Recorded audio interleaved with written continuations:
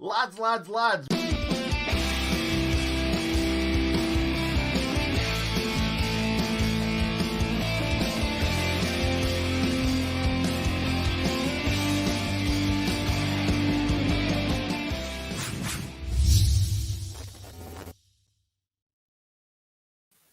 Oh, here we go. Lads, ladies and gentlemen, my name is Hal, as you can probably read from my name, which is written on screen. And alongside me, to my right, I have Adam Wilson, a.k.a. the Stats Man. Adam, for your first watch-along where you're going to be joining me for the entirety, how are you doing, sir? I'm very good, thanks, Hal. Yourself? Yeah, great. I'll tell you, I'm really excited about this game because I am at that stage where I almost feel like we've got nothing to lose, and I'm at that stupid kind of acceptance stage, completely different to the 06-07 season under Neil Warnock, where I was constantly on edge, constantly thinking we were going to survive, even right up to the last game. And I really don't think I'm going to have that end-of-season heartbreak because I've almost become, sadly, resigned to the fact that the mighty Red and White Wizards are going down. Do you feel the same way? I do. I mean, it's too far. It's a bridge too far now. It had to be 3 points at Fulham last time out to have any chance. Looking at last night with Brighton losing to West Brom, you're thinking that would have been a good result had we picked up the result at Fulham. But no, I mean, we're just playing out time. We're just playing out time, playing out the season, and roll on next season in the Championship in front of 30,000 at Bramall Lane. That's all I can say. I mean, mate. You're right, to have a highlight and a positive and to try and put a positive spin on it, absolutely. Now, of course, that could all go straight out of the window. If we beat Liverpool convincingly, they're on a terrible run. They're on a worse run than us. This is the best time to play Liverpool, arguably, in the last 5 years. Is there a small part of you that thinks, okay, if we beat Liverpool 3-0, maybe it's back on? No, sadly not. I would love to bring some more positivity, but I mean, it would be great to beat Liverpool. But I was there at Anfield in 1994 when the Blades picked up a memorable win in what was ultimately a losing cause in relegation with the last kick of the season at Chelsea. Mark Stein, sorry to bring that one up. That Liverpool game and the win at Anfield there. He's like the win at Old Trafford this season. It's just one great moment in what ultimately is going to be a disappointing end to the season. It would be nice to win. I'm friends with a lot of Liverpool fans, so I'd like bragging rights against them for the first time this season. But we shall see.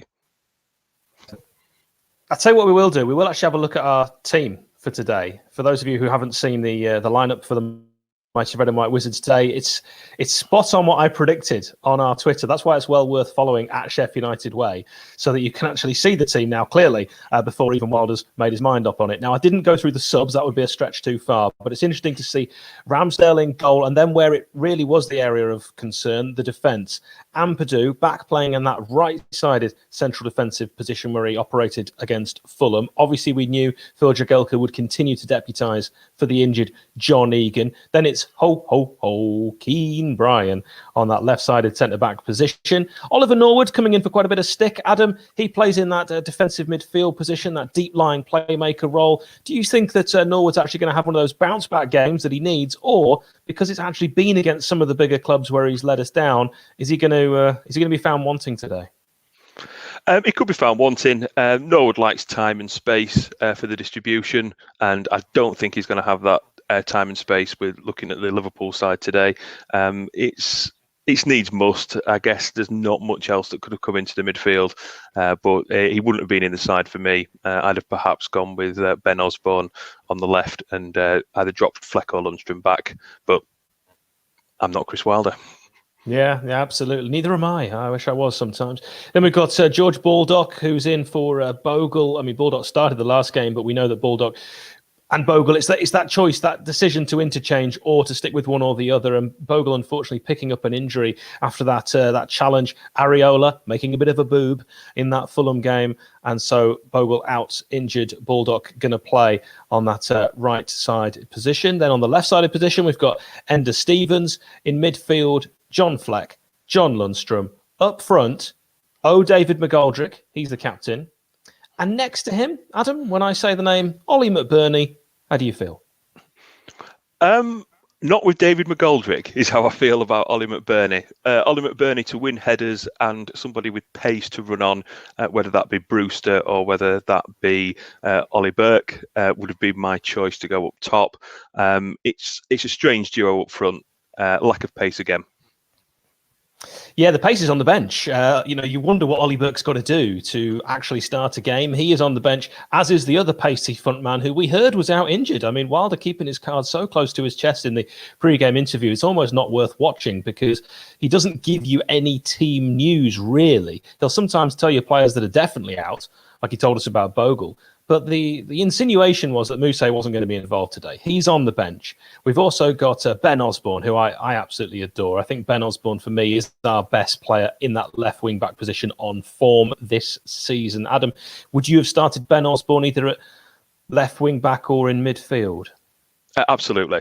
Absolutely. I mean, Ender Stevens hasn't had his greatest season, to say the least. We've not actually won a game when Ender Stevens has played this season. So, yeah, Osborne at left wing back would have been the first choice. Looking at midfield, he could have even replaced Norwood in the middle. I was just thinking exactly that, yeah.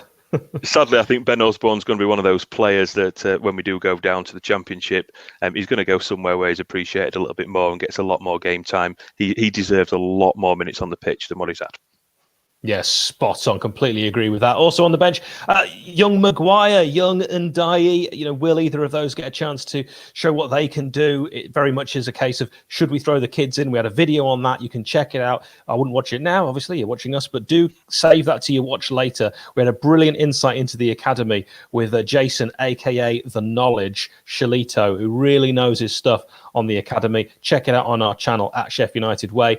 Rhian Brewster up against his old club. He's on the bench. Billy Sharp, he's on the bench. He's only goal away, 150. What was that again? Sorry. Billy Sharp only a goal away from 250, I think, in his career, which is just incredible numbers. It is. Yeah, I'd have probably played Billy today. I would have gone with him up front, but he could come on and get a goal. No Chris Basham tonight, so I don't know who he's going to come on for. But yeah, probably Sharp coming on for Jagielka if we're chasing the game, I would think would be the move. But we know Billy Sharp, he scores goals. Yeah. So he's using him as an impact man today, which hopefully Billy can come on and change the game if it's not quite going as we hope in the last 20 minutes, half hour or so. Well, just to complete the bench, Max Lowe and League One Wes Foderingham, the backup goalkeeper. So, yeah, it's interesting to see that lineup. If we have a little talk about Liverpool, they've got Adrian in goal, who is not the kind of sweeper keeper that Alisson is. Alisson, we know the reason he's out is a period of grace. Terribly tragic news that Jose Becker, his father, has died, has passed away in Brazil, and Alisson is taking that leave of absence, which I think we can all respect, and our thoughts go to him and his family. Tributes have been quite rightly paid. So when we look at the team for today, Adrian in goal, we'll start with that, Adam. How do you feel finding out that Adrian was playing? I thought it was great news. I thought it was absolutely fantastic. I don't rate Adrian as a goalkeeper. He's prone to an error or two, and we need to shoot against him and really get on top of that. He's going to be nervous coming into the team. He is going to be nervous. He's not had a prolonged run in the Liverpool side. He's even third, if not down to fourth pick recently, because Kelleher's been the second choice goalkeeper of late. So yeah, it was a real surprise to see him and a real boost and lift. But I really hope we can play on his vulnerabilities. Yeah, Kelleher not even on the bench. Don't know what's going on there. They've got a goalkeeper whose name looks like a made-up word on Scrabble. Then there's Alexander Arnold. They've got a back four. So Phillips, Kabak on loan defender from, I think it's Schalke 04 that he's on loan from. Robertson as well. Andrew Robertson, one of the best left-backs in England, if not the world. He, of course, the Scottish left-back who beat Ollie McBurney as the most expensive Scottish player. Then we've got Gigi Wijnaldum, who scored against us at beautiful downtown Bramall Lane last season. That blunder from Dean Henderson. Jones and Thiago making up that midfield three. And up front, it is that familiar three. Sadio Mane, Mo Salah, and the incredible white teeth of Firmino. Those are definitely all bought and paid for. So, Adam, give me your thoughts on the Liverpool lineup. You can see it running along the bottom of the screen. I think we can get at them. I mean, undoubted talent going forward, particularly with Robertson. I think he's a great left back and a great addition to any side. The front three are definitely to be feared: Mane, Salah, and Firmino. Firmino does a lot of the donkey work and allows the other two to sort of run on with their electric pace. And the skill of Salah is right up there with one of the best players in the Premier League, if not the best. His awareness, his pace, the way that he reads the game is something to really admire. I remember seeing him live last season at Bramall Lane and just watching his skill and how he controlled the game. But yeah, it's fearful. They're going to get at us. We've got an inexperienced back three together. With Brian Ampadu and Jagielka. Would go as far as saying I don't think they've played together before. So it's going to be a test, and they're going to be hungry for goals. I am fearful if they come out and attack us. This could be a very, very tricky night for the Blades. Well, you say it's an untried and untested backline for us. It's a backline for Liverpool that have never played together either, Adam. That's true. I was talking to a good friend of mine who's a Liverpool fan, who actually attended in the Blades End last season, Stephen Jennison, and he was saying that pace is the way to get at Liverpool. They don't like pace. They don't like people running at them, and that's the worry. And then I see that we've got David McGoldrick and Oliver McBurney up front, which I just can't help thinking that we have missed a trick, particularly against a Liverpool team so low on confidence at the moment. Yeah, maybe it's one of those to hold in reserve, later on, 60 minutes into the game, bring a bit of pace on. These legs will only get tireder. The subs bench for Liverpool, you've got Hughes, Milner, Keita, Alex Oxlade-Chamberlain, so good they named him thrice, Shaqiri, Origi. We've got the other Williams and Neco Williams, is that right? I can't remember. Is it Rian Williams and Neco Williams? Oh, I don't know. We've got a couple of young lads, haven't they, that we haven't seen much of. But it's quite a subs bench. I wouldn't mind having that. Most of those on the bench at Bramall Lane. But I was waiting for you to announce the Liverpool goalkeeper. How do you say that one? Odrzinski. I think that's got a number in there, that name, honestly. Very, very difficult to say. In good Nick, captain, my captain. He is joining us. He's got a beer on the go. Nick, how you doing? Not bad. How are you guys? Very good. Excellent.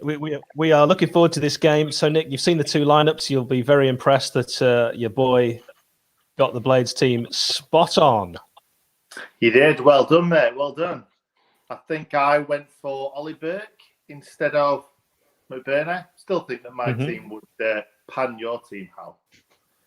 It's not my team. I went with what I think Crew is going to pick. It's not what I would pick. If it was me, I'd actually start Ryan Brewster because, boy, is he going to be hungry up against his former team. Yeah, why not? Why not? There's no point in not now. We might as well give him a little bit of a run to the end of the season and then hit the ground running next season. I think he'll start in the Championship, if I'm being honest. So, yeah, why not? Yeah, we spent a lot of money on him. So, Nick, you're going to be here to hear some of Adam's incredible stats. Adam, bring us up to speed. Okay, so Sheffield United lost 1-0 to Liverpool at Bramall Lane last season. The last time we lost consecutive home top-flight meetings with Liverpool was in September 1921. Yeah. There you go. 100 Nick's probably going to make ago. Remembering that. But Liverpool have won their last 4 Premier League games against the Blades, but they've been spread over the last 3 seasons that we've been in the league. And what else can I share with you? Sheffield United have lost their last 7 Premier League matches against the reigning champions.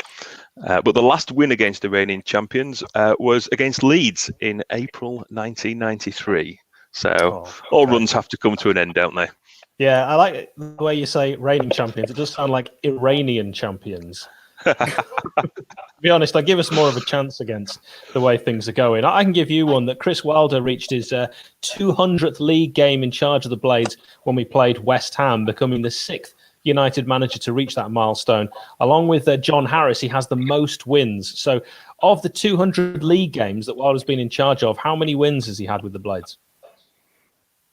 Oh, good question. I would say probably about 98, 97, 98.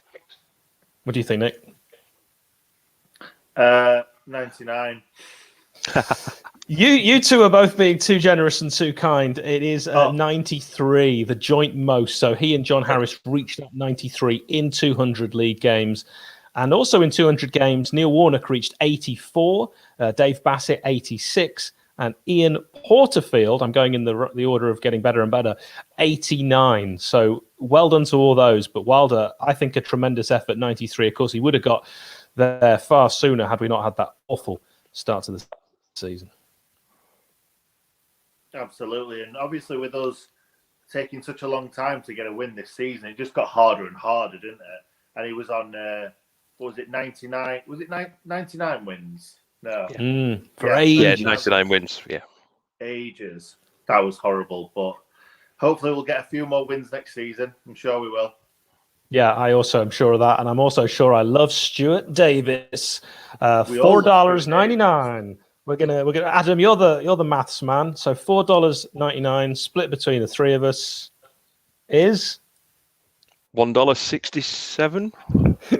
Wait, Hal. It's split between four of us three, and YouTube. And YouTube take the biggest cut out of all of us. Right. I thought you were going to mention Bob. Background. Got to give a shout out to Bobby in the background. If anything goes wrong today, it is Bobby in the background's fault. Just want to make that nice and clear. So, Stuart. Yeah, I came up with that earlier. Very pleased with myself. I've just seen he's having a little smile to himself there. A little Bobby in the background grin. My favourite kind of grin. Stuart Davis says, thanks, guys, for making this season somewhere slightly above unbearable. That's the best compliment I've had all season. Thank you. Same here. So, all right, so Adam, we want to get to know Adam Wilson, our stats man, a little bit better. And I thought we could ask both of you this. So Nick and Adam. Adam, we'll go first with you. Favourite shirt? Favourite shirt, the Illuminous yellow shirt from the promotion season 1989-90, by far. What colour was it, Adam? Illuminous yellow. Fair enough. Is this home and away or just shirt? Adam's gone with an away one, so yeah, I like that shout. Do you know what? I always end up going with shirts that we've done well in. So the first shirt that come to mind was the D-Sun one because I loved that season. So I always go for that. So I'm trying not to. The home one. The home one. The red and white one, yeah. Yeah. So there's the Liverpool classic Liverpool shirt. But if you see, that's the one Adam picked, and it's actually made the program for this game. Adam, what do you think to the red shorts and red socks with the Illuminous shirt? Yeah, I like it. Better than what we normally go with black, don't we? We've gone with black. We did have the season where we went with the Illuminous yellow shorts as well on a few versions of that kit that we've had. But no, I like the red. I thought it was great. Especially those scenes at Filbert Street, Leicester, when I was actually in the Leicester end for that game. But it will always go down as my favourite shirt. Well, we want to know what your favourite shirt is in the chat. While you're busy telling us, don't forget to like this watch-along. If you don't like the watch-along, you can hit dislike. But you just do something. That'd be great. So, Nick, what you finally nailing the colours to the mast of? What shirt are you actually picking? Me, I don't know. I wasn't ready for this, Hal. You put me on the spot. I put you on the spot. I did give Adam a heads up. I apologise. What am I going for? I like the Illuminous one that I've got Bavakis on the back. I really. All right, can we stop calling them Illuminous? It's luminous. I let it go. I let it go the first couple of times. All right. Wait, I've got mine. The shirt that you were wearing the other day, the Nigel Spackman season home shirt. Loved that one. Yes. Absolutely loved that one. That's my favourite home one. If I move out of the way, sure. That's my favourite. Oh, not a fan of that. Always says it all. Never liked it. I like the pink one. All right, next. I really like the pink one. It's grown on me. I didn't like it initially, but next question for both of you chaps. Your first Blades. Adam, again, we'll start with you. First Blades era. Mr. Brian Dean. Has to be. Man born in 83. Dino coming to the lane in the late 80s. Just a man that I grew up idolising. There's just no one else will ever come close to Dino. Just an absolute legend in his own right. We're talking about Dean Hammond here, yeah? No. A nominee, of course, for Dean of the Year.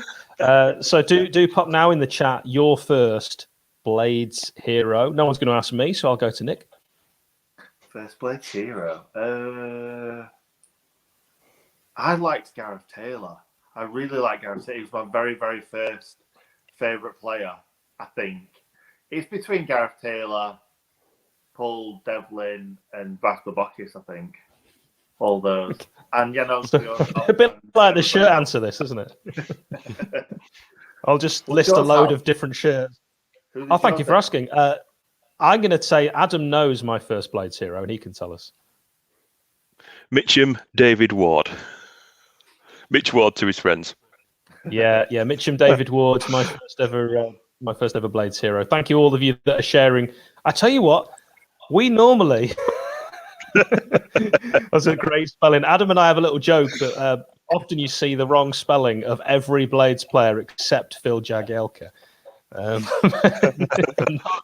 Not that time. So yeah, some great shouts here, bringing back some wonderful memories of Ian Jock Bryson. Again, that's probably a shout for me as well. Good. I'd say Charlotte's come up with a brilliant question. I had another one, but forget it. We're parking it. Your favourite halftime snack, Adam? Favourite halftime snack used to be from the shop behind Bramall Lane. Quarter of midget gems. Can't go wrong with a quarter of midget gems. Oh, is that what we're going? I thought we were going big. I was going to say chicken balti pie. But midget gems, I'm not sure. Maybe a Mars bar then in that case, if we're talking about an actual snack. What about you, Hal? Oh, it's a pork pie for me. Dad and I used to get a pork pie each. Dad used to work for a pork pie company, and I was a big fan of the jelly, which I don't think anyone actually liked. So yeah, pop it in the chat. Look at that face from Adam. Pop it in the chat. Your favourite halftime snack, Johnny. That is a brilliant answer. That's of course for Johnny. The only reason he's not allowed back in Bram.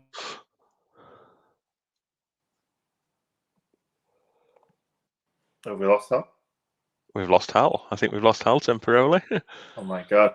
Am I going to have to step in here? I've got about 4% battery on my phone as well. This could be a debut to remember thrown in at the deep end here. Yeah. It's a great... here he is. He's back. Sort of. He's gone for a half-time As well, doesn't it, boys? Right. As to that, I'm gonna get off because, like I've just said to Adam, I've got about 4% phone battery and I'm on my phone. So, has Hal gone again? He's gone again. He's frozen again. Oh, jeez. This is not good. This is not good at all. Let's see if we can get him back. I wanted to hear why I'm not allowed in the lane. Too bloody internet. Fair enough. I don't get that, but fair enough. Mate and tater pie and a bovril. I've never had a bovril in my life. Adam, how many bovrils have you had in your time? One or two. Not my drink of choice, but a couple of away grounds I've had a bovril just to keep me going on a cold winter's night when I've forgotten the trusty soup. Oh yeah. Do you know what? I don't even know what bovril is. It like meaty bovril? Yeah, like it is. It's like gravy. Yeah, it's like gravy. Yeah, not a fan. Not a fan, to be honest. Well, not that I've tasted it before, but it just doesn't sound appealing to me. Well, it's one to try. It's better than Horlicks or whatever the other one is by a long stretch. Yeah, absolutely. So how long do you think we've lost Hal for? I don't know. He'll be going mental himself. He'll be like, oh, this internet. Hey, well, it was only me that's worried about the internet as well, and I've been okay. I know. Exactly. He says, exactly. What time are we on? Are we nearly there? Yeah, we're nearly 7:10. 10:07. 5 minutes. I'm sure he'll be back. I'm sure he'll be Yeah, back. I'm sure he will be. Just be doing a reboot. Yeah, don't worry. I've got 7% battery. I'll get to kick off. Don't worry. Not a problem at all. Not a problem at all.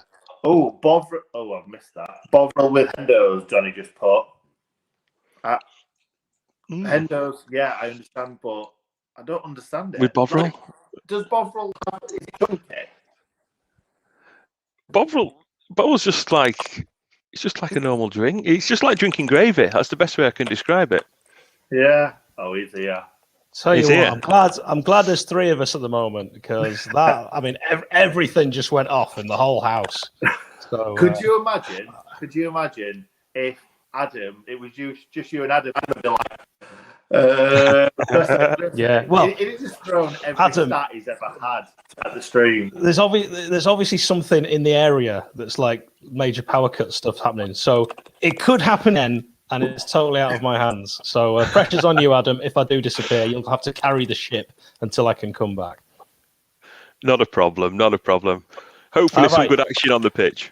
We are incredibly close, of course, now to actually to kick off. So thank you very much, Nick, for helping us out there with the. No worries, mate. I'm going to head on. So good luck, guys. Let's go and beat Liverpool. I think my fingers are more crossed for internet issues now. Yeah, I think you probably. Right, thanks a lot, guys. We'll see you soon. See ya. I love that from Hadley. Hal's internet is as slow as the Blades start to the season. Nick, have you just booted Adam out when you were trying to boot yourself? I booted Adam out instead of myself. Yeah, sorry, Adam. I tell you what, it can only get better from here, Blades. All right, it can only get better. Yeah. Hey. I don't understand it. There we go. Sorry, Adam, about that. I kicked you out instead of me. That's all right. I've never been on this streaming service. Right, I don't really myself now. So see you later, guys. See you, Nick. See ya. All right, shocking internet from me. I can only apologise. I mean, obviously, there's nothing you can do when when all your power goes down. So we'll just have to keep fingers crossed that doesn't happen again. Hopefully, you can hear me all right.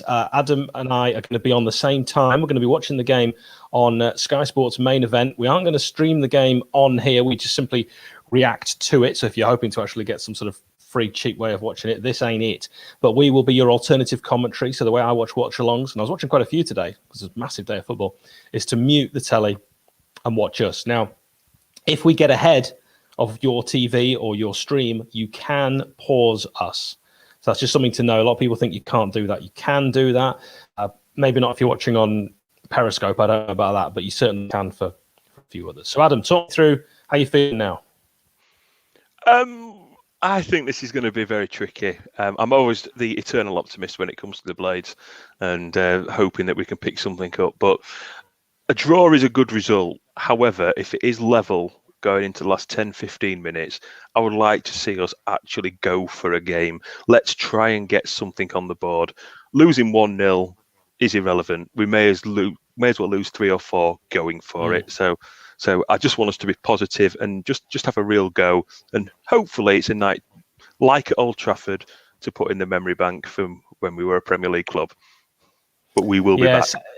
It's sad to think of it like that, but you're absolutely right. In the memory of this season, the only kind of thing that I'm going to hold to is that fantastic victory at Old Trafford at the moment. There hasn't really been anything else. I was looking at this match day program and kind of going through the start of the season again, reliving it. Oh, awful. But the one thing I will say is interesting is the referee for tonight, Jonathan Moss.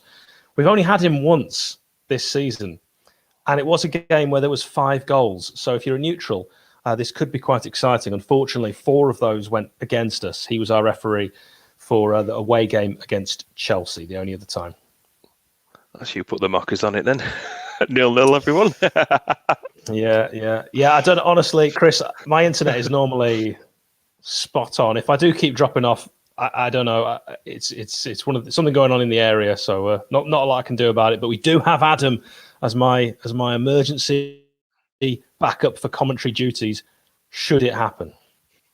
Just wondering who Ollie McBurney's emergency hairdresser's been. That is quite a cut. Yeah, I mean, the thing is, we're in lockdown, and it does look like a number of professional footballers have either married a barber or they just they've been doing it themselves. Who knows?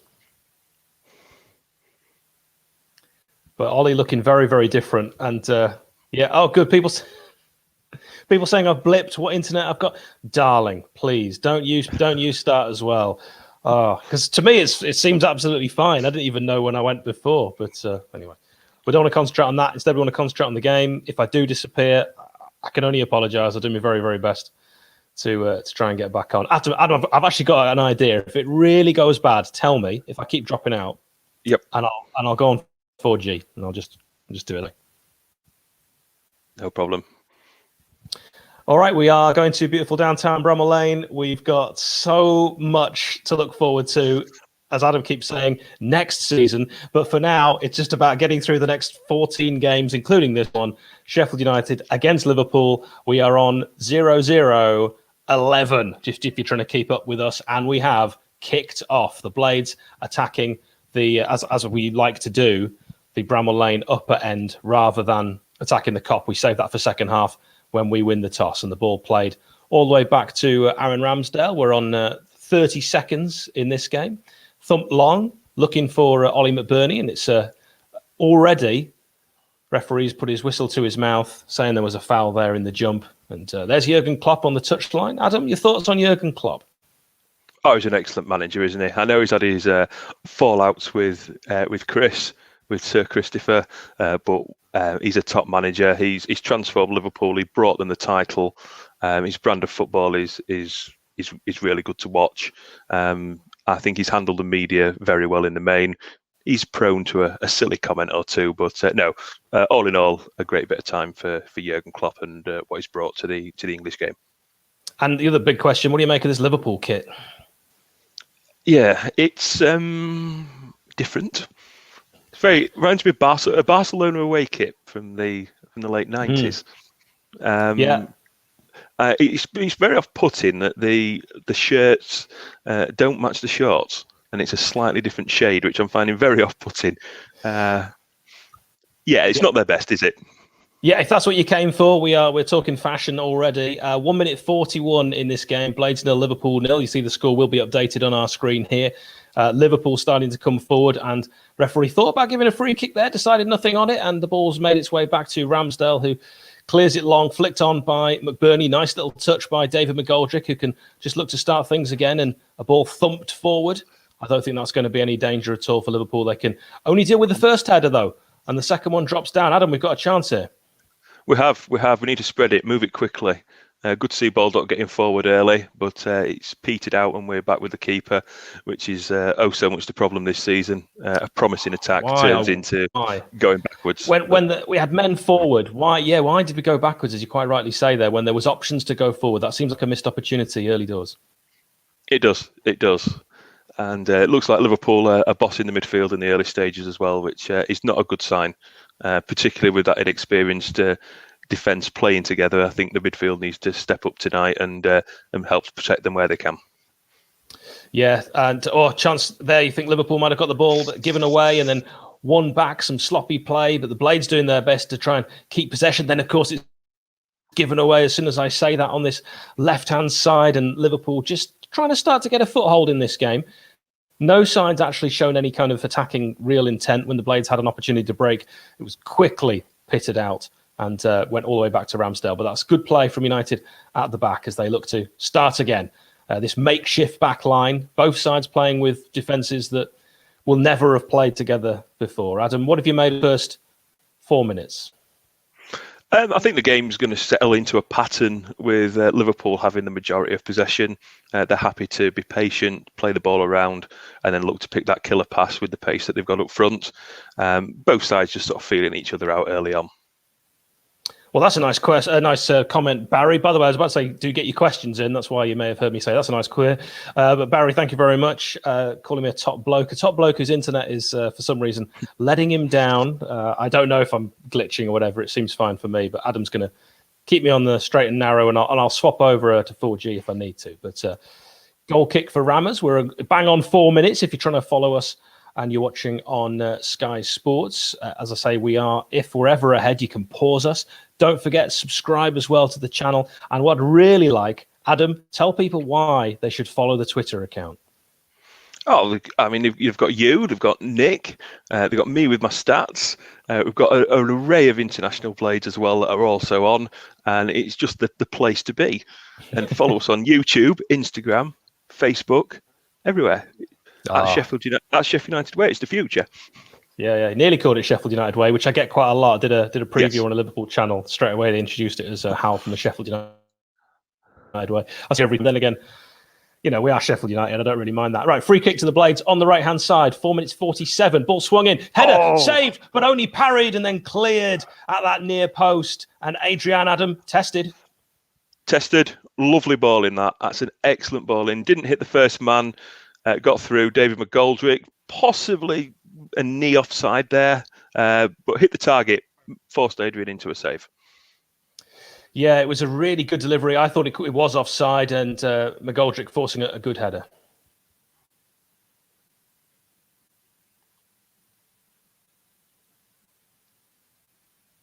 Just having a bit of possession at the back now, but it's good, pleasing to see the delivery come in. So many times this season we've seen the ball hit the first man or be overhit, and then that's a pet hate of yours is hitting the first man. Yeah, it shows you a good really delivery. A good header and a good save, albeit it would have been chalked off for offside by the looks of it. Yeah, it would have done. I actually think it was a decent header, but Didsey, if anyone really went on the end of that, it's probably McGoldrick. Certainly the form he's in, top scorer this season. And Phil Jagielka, the oldest outfield player, I just saw on the screen there. They love that stat every time he's played. The oldest outfield player in the Premier League this season. But what a stalwart for the club he's been. Do you think this season's his last then, Hal? I think this could be his last. Ball played through. Ramsdale decides to come out. He's out of his box. He does well, actually, to deal with that. He could have maybe, if he'd made a mistake there, given away a dangerous free kick if he'd got a hand to it because he was outside his area. But actually, you've got to give credit where credit's due. And Ramsdale did extremely well. He did. That was good. Good to see Ramsdale off his line, taking command, which is not something he's always done this season. But he put everything into that one. He didn't dilly-dally, he didn't hesitate, which he has done in previous games. So well done, Aaron Ramsdale, on that. Adam, one of the reasons I know you is we used to play in the same football team together and you were the goalkeeper. So I'm going to come to you for goalkeeping insight. Yeah, and I told you last time we lost a game 18-1 when I was in goal, so I wouldn't come to me for goalkeeping tips. Far from it. We see again, he does really, really well. He did. Kept the hands down as well. It was well done, that. Although that's not a great kick out. Sometimes the distribution from Ramsdale can be one area that you could maybe criticise. I'm a big Ramsdale fan, as you know. Do pop in the chat where you're actually viewing from. We love giving shout-outs to people wherever they are in the world. The Blades, of course, only keeping one clean sheet this season against Newcastle. Shocking stat when last season that was our bread and butter. Ball played over the top. Gets a little, I think, a ricochet off the back of Mane there, and it'll just fall comfortably to Aaron Ramsdale. 7 minutes 38 if you're trying to keep up with myself and Statman Adam Wilson, who will sprinkle liberally throughout this watch along any stats that come to mind. Yeah, a few stats. Liverpool have scored 1 goal on each of their last 3 visits to Bramall Lane. That's the sort of stuff that we're after, yeah. So yeah, we want to know whereabouts you are in the world. Let us know in the chat. We'll put it up on screen. Wow. I mean, we're talking all over the world here. In the Saudi desert. Excellent. Yeah, I love hearing that. So Jace, Ace, has been a great supporter of these watch-alongs and sort of has to make do with us commentating on the game. Can't actually watch them, as probably unsurprising, in the Saudi desert. But yeah, brilliant when all of you tell us where you're from. I'm always amazed at people watching from so many different parts of the world. You can also tell us who you're supporting, because I know it's not just Blades that are in these watch-alongs. Good old Barnsley, just down the road from myself here in Wakefield. Well, it's been a sunny Wakefield today as well. It's been glorious in Wakefield today. Yeah, it's been really nice here as well. I'm in High Wycombe and went out for a little walk earlier because I'm old now. That's what you do. And It was great. I went walking with a friend of mine. Don't worry, we were the acceptable 2 meter distance the entire time, just yelling at each other in a packed park. It was awkward stuff. Or Melbourne, Australia. Thanks, Brilliant. William. That's very kind of you. Yeah, it's great to hear. We appreciate each and every one of you that joins us. Do remember, please, to give it a like, despite the fact that I think this is the worst internet connection I've had in the history of time. Don't worry. Oh, I'll be writing a strongly worded letter to my broadband provider. Don't you worry about that. From Doncaster to Darlington to India. Great. Absolutely fantastic. Yeah, Doncaster, of course, a place Adam knows very, very well. You're not missing anything in the game at the moment. We're at 9 minutes 50 now, 9 minutes 50. Bang on to give you an exact time on that. Still 0-0, but ball's played through the middle. Liverpool with a chance to get a shot away early. Great save from Ramsdale with his hand.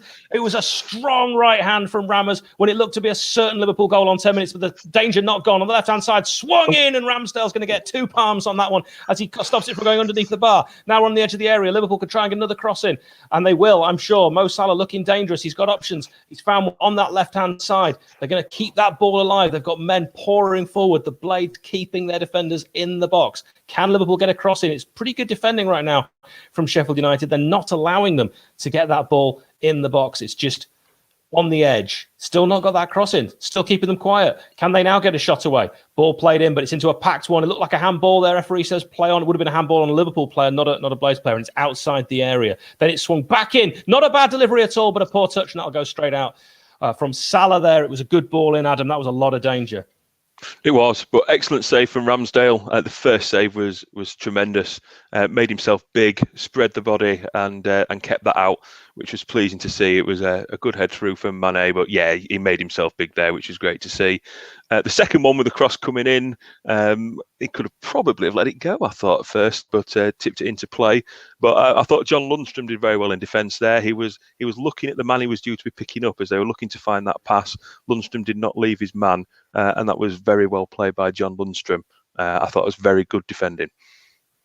Yeah, Aaron Ramsdale, I'll tell you what, he really earned his money there. It was a fantastic save initially. I think one of the best saves you'll see, hopefully, in this game from him. I don't want him to have to do too much more. Goal kick, we're on 11 minutes 37. Blades now can launch their own attack, Adam. What do you think of this?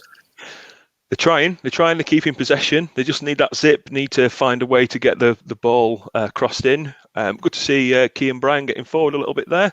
But again, it comes to nothing. We just need to get the ball in a bit more quicker, just be one pass ahead. But Liverpool pretty comfortable in defence now.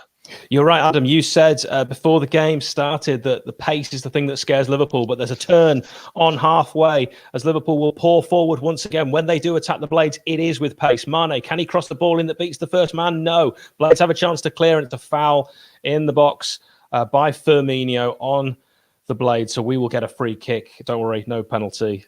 Just a blatant free kick and a needless foul on 12:26.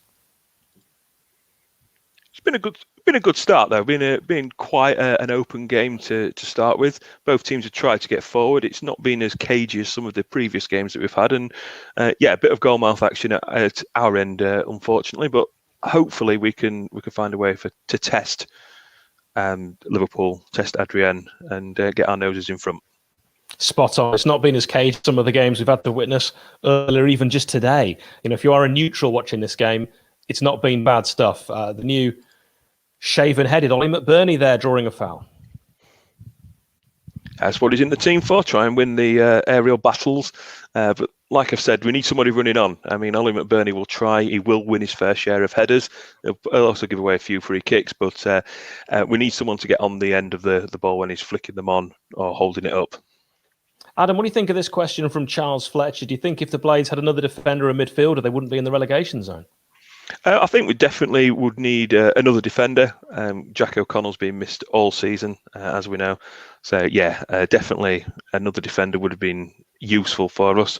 We discussed in January that we didn't sign a defender or add to the squad when we could have done, which getting people in on loan, Ampadu our only loan, it would have helped. But I don't think it's just one player. I think we'd have still been struggling and down in the lower end of the table. I don't think we can solely put it down to missing Jack O'Connell. It's been the combination of injuries at the wrong time, losing Jack O'Connell, losing Sadberger, amongst others. Baldock had injury early in the season, Stevens. I mean, the list goes on, really. We haven't had the opportunity to put our best 11 out. I don't think all season. I agree with that, absolutely. 25 games, was it, in 25 different 11s? Yeah, and we've gone from such a settled side to such an unsettled side, and that does take its toll. It does take its toll. Yeah, spot on. Neutral view, would you ever do a shirt collection video? Nick and I have actually talked about that. One of the terribly sad things is when I moved house, I lost a load of shirts, so I don't have any. That's not good. It's not good. Adam, you might have to join us for that. I think you've still got all your shirts. Yeah, I've got a good collection of shirts, many of them from my childhood days. Avid collector of shirts, including Lee Sanford's original shirt as well, which I was lucky to have thrown to me last game of the season in round about 95, I think it was, when I was on the front row of the Cop, and on one of those big scrums going for the shirt, I was strong enough. Hadley, when is the baseball watch along? So spring training starting up today, so who knows? Nick's not so keen. We've got interesting attack here now, Adam. Corner to Liverpool on that left side. It's swung in near post. It's going to be cleared all the way to the edge of the area. Chance for Liverpool to go again and to build by swinging this one in. Again, the Blades, though, reading that so well and actually clearing the danger really nicely. I was impressed with that. Yeah, it's good, great, solid header from Ollie McBurney. Cleared his lines, got that 25 yards out off of his head. A good, strong defensive header. Something that McBurney does bring to the game that perhaps Burke doesn't bring to his game. So that's where it's a bonus having him in the side to help out on the defensive set pieces. Do you not think this game is crying out for pace, though, over the top and in behind Liverpool's defence? It is. I mean, I bang the pace drum, as you've probably seen on many fans' reacts. I bang the pace drum week after week and say we need to go with pace. Pace is what gets you goals. It creates chances. Even if you're not scoring, it gives teams something to worry about, and that's what we need to do. I mean, I look at it, and as much as it pains to say it, look at the way that Leeds United play football. And as much as this pains me, they play, they attack, they go for games, and you know what? We're going to score one more than you attitude. And they've had some great 4-2s, 4-3s, games like that this season, and that's been a breath of fresh air. And I wish we'd be a little bit more like that and a little bit more ambition, particularly after the start we'd had. Spot on. Blades getting a chance there and drawing a corner, a good save from Adrian from a McGoldrick shot, and then the corner is whipped in and it's defended well. It'll come back out on the edge of the area and a chance to once again cross that ball in from the right-hand side. It's a bit like the Blades of old with that interchange of play, and the ball is delivered to the far post, but it's gone out of play. That was a disappointing cross. Yeah, disappointing from Baldock there. After looking good from the corner, Adrian saved well, commanded his box well as well. But good to see the crosses being a little bit more effective tonight from the set piece situation than they have been previously, because we can't afford to be hitting the first man, which we've done far too often this season. We really have. It's been arguably one of the stories of a disappointing season. It's been one of the most disappointing things is that we do try and play the ball in with crosses a lot more than perhaps we should for a team that don't really win too much from crosses. Certainly the high crosses, the floated crosses, the low drilled crosses, that's a bit of a different story. And sometimes we look much more dangerous when we do that. But Liverpool are going to start to play the ball around in their own defence. They seem quite comfortable, even though it is a makeshift back four, Adam. Yeah, they just play the ball around nicely. They just play possession football, keep hold of the ball, do what they can, and doing it very well and putting a dangerous ball through now. But great to see Ramsdale out to it very quickly. He's looking very alert and on it today. But when you play Liverpool, that it's going to be, and I know how Nick loves his possession stats, but you'd expect 25-30% of possession as a maximum for the Blades today. It's just give them it at the back, let them play it around, but just watch out for that killer ball through. Yeah, and as we know, it isn't about possession. We saw Leicester City win a Premier League, seemingly with only having a small amount of possession in every game that they actually won and played. Looks like a change of ball, Adam. It is, yeah. I think that one's flat. John Moss. Jonathan, he's seen enough of that ball, hasn't he? Yeah, he has. He's got a very good record shop in Headingley, as John Moss. He opened up a vintage store, which was. I only found out about this sadly last season. It was shortly after he made a controversial VAR decision against the Blades, and the shop was unfortunately broken into overnight in Headingley, and stole a collection of records. But yes, he's a Yorkshire man. I mean, that's the kind of the reason we get the stats man on is for exactly that sort of insight. I had no idea about John Moss's vintage vinyl record shop, and very disappointed to hear it was broken into. Are you suggesting that was in some way related to the VAR decision?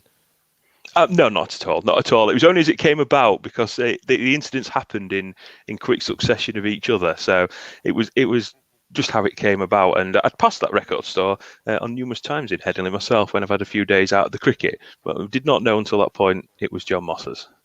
One thing this game isn't going to be is a cricket score. We're on 20 minutes 02. If you're trying to keep up with us, if we are ahead of you, you can pause us. If you're watching on a stream, if you are watching on the telly, hopefully we're roughly about the same. Of course, you can pause your telly these days. Oh, what will they think of next?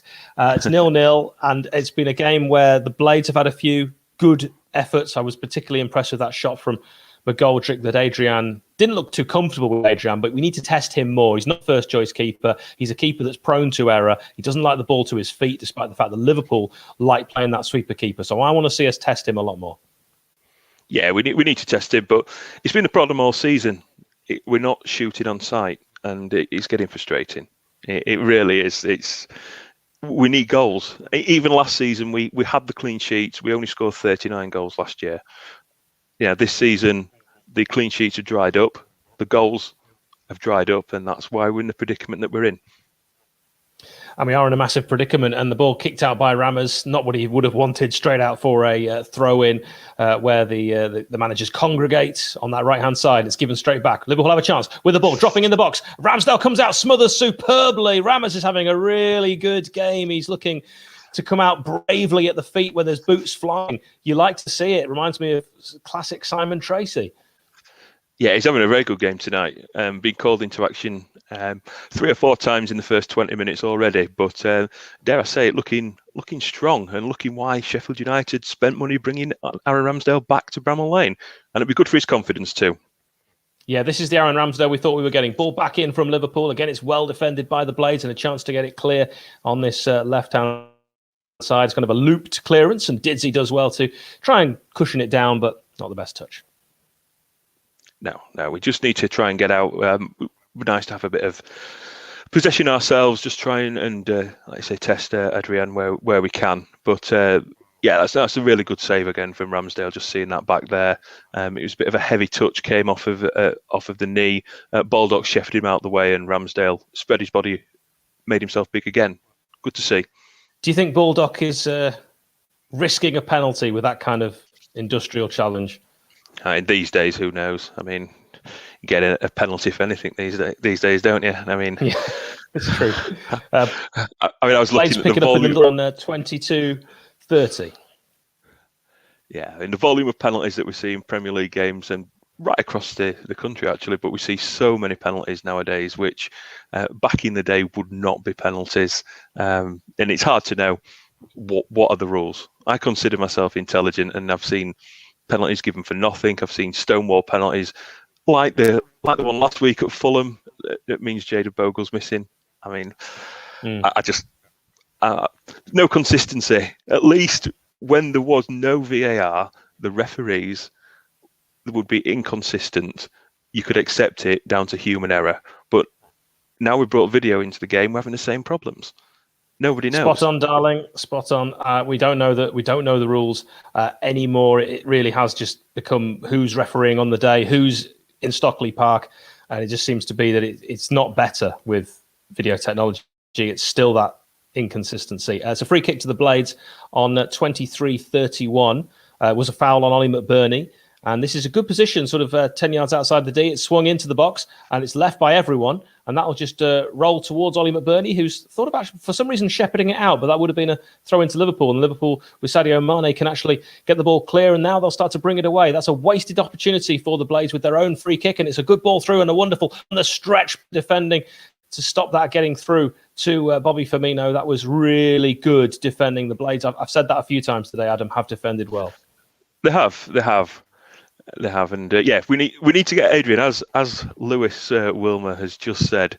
We need to get Adrian in the comments there. I mean, Lewis is an Arsenal fan, so good to see him watching all the way from Manchester Metropolitan University up at Manchester Met, keeping the students going. So I'm looking forward to when the Blades take on Arsenal, so I can have the bragging rights with Lewis again. Yeah, I wouldn't be too confident. No. Any kind of that cocky talk. It's not been that kind of season where bragging rights. Even the games we've won, we've been beaten in the reverse games. My brother-in-law supporting Manchester United, I can mention the away win. Well, they beat us at Bramall Lane. Yeah, but the last game we played against Manchester United, we won. So we have bragging rights until we meet again, which could be quite some time. That was good from McBurney, trying to get in front of his man. Yeah, McBurney's actually put himself about. Whilst he hasn't won the ball as often as I'd like him to have done so far in this game, he has been a nuisance, and he just tried to get in front of his defender there, but it was cleared, and that was good defending. It's going to be a throw-in on this left-hand side, just in front of whatever it's called. I call it the Labour stand, and the ball into David McGoldrick. It's a nice bit of backheel skill and double backheel skill. A chance in the box. Any touch here, it could be a penalty, but instead it's laid off, a poor layoff, and two Liverpool defenders can actually meet that ball and bring it away. Adam, a wasted opportunity there with a great bit of possession. Yeah, Ender Stevens got in there, looked to try and find his wing-back friend, George Baldock, looking for that last pass. Shame it was on Ender's right-hand side for taking a shot, because if it had been the other way, I think he'd have been firing one towards goal. Maybe could have had a go. It'd have been good to see him score. He scored a great goal last season by just swinging a boot at it, but it wasn't to be, and lost out on possession. Good defending at the back as Liverpool start to break into the box again. It was Jones, number 17 for Liverpool, but big Phil Jagielka sticking out a big leg, a right leg there, and it will divert the ball away after Firmino played the ball in behind the defenders. Could have been a foul there. It's possible that Baldock was having his legs clipped, and Jag saying, I'm not going to wait for a referee to give Liverpool the benefit of the doubt. I'm just going to clear that. And it's a good thing he did, because I don't think John Moss was going to give a foul, which it was to me. Yeah, it looked a foul. Tangle of legs. I don't think the Liverpool player knew much about it, but he clipped Baldock, and I think that would have been a free kick. That one is a free kick. Definitely is now. Free kick to the Blades as Liverpool swung that corner in and started to look dangerous. An absolute clear free kick, a foul on Ampadu. Yeah, that's it. Ampadu looked quite assured again this evening. I was one of his big critics earlier on in the season, but he seems to have really sort of come on. I don't know if it's the extra responsibility that he's had, particularly with John Egan missing, but sort of showing the reason why we signed him in the last few games that he's played, which is good to see.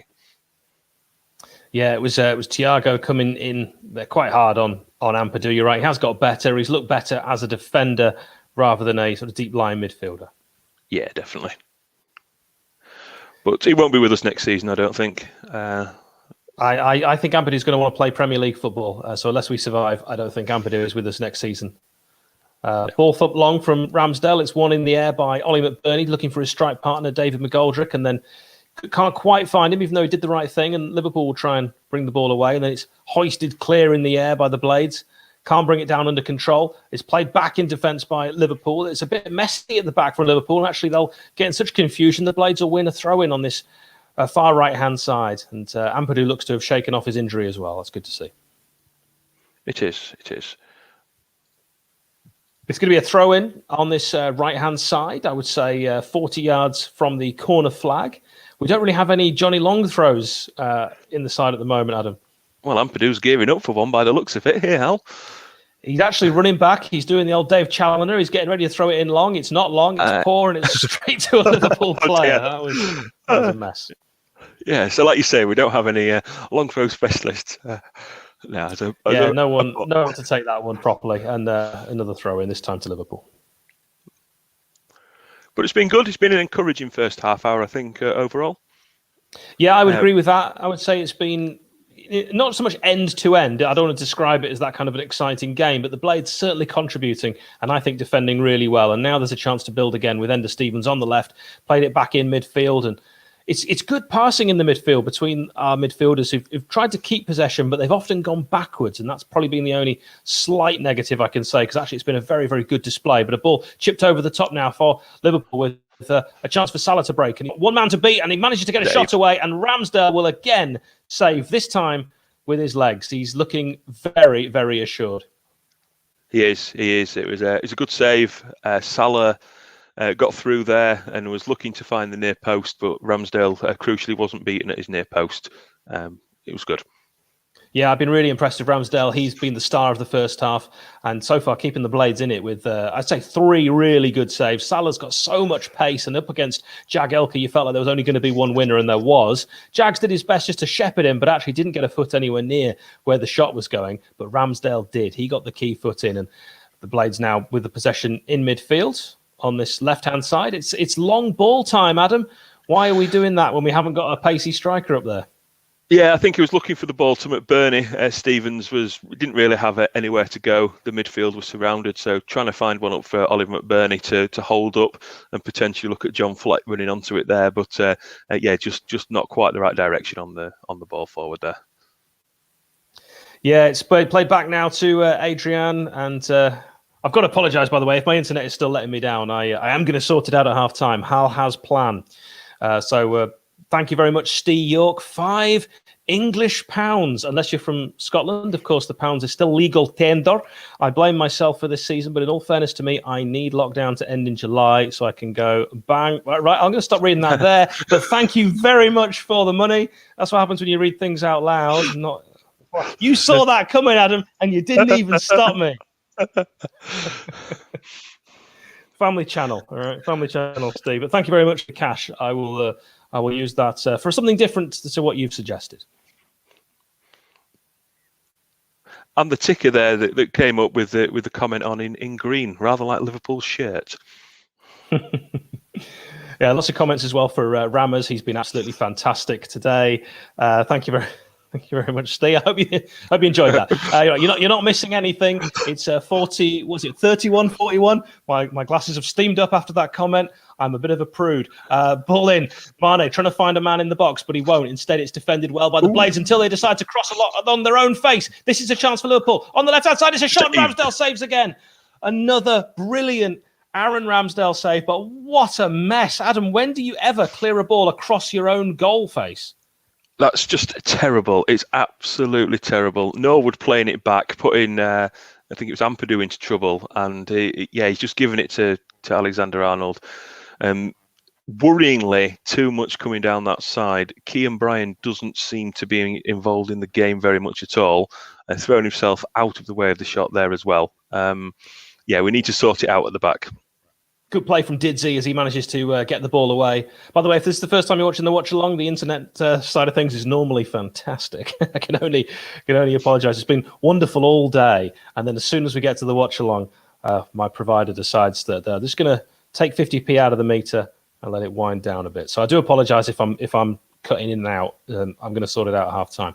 But we are at 0-0, 32 minutes and 29, and it was a really good chance from Trent Alexander-Arnold, so good they named him thrice, on his weaker left foot, but Ramsdale saving high and really comfortably.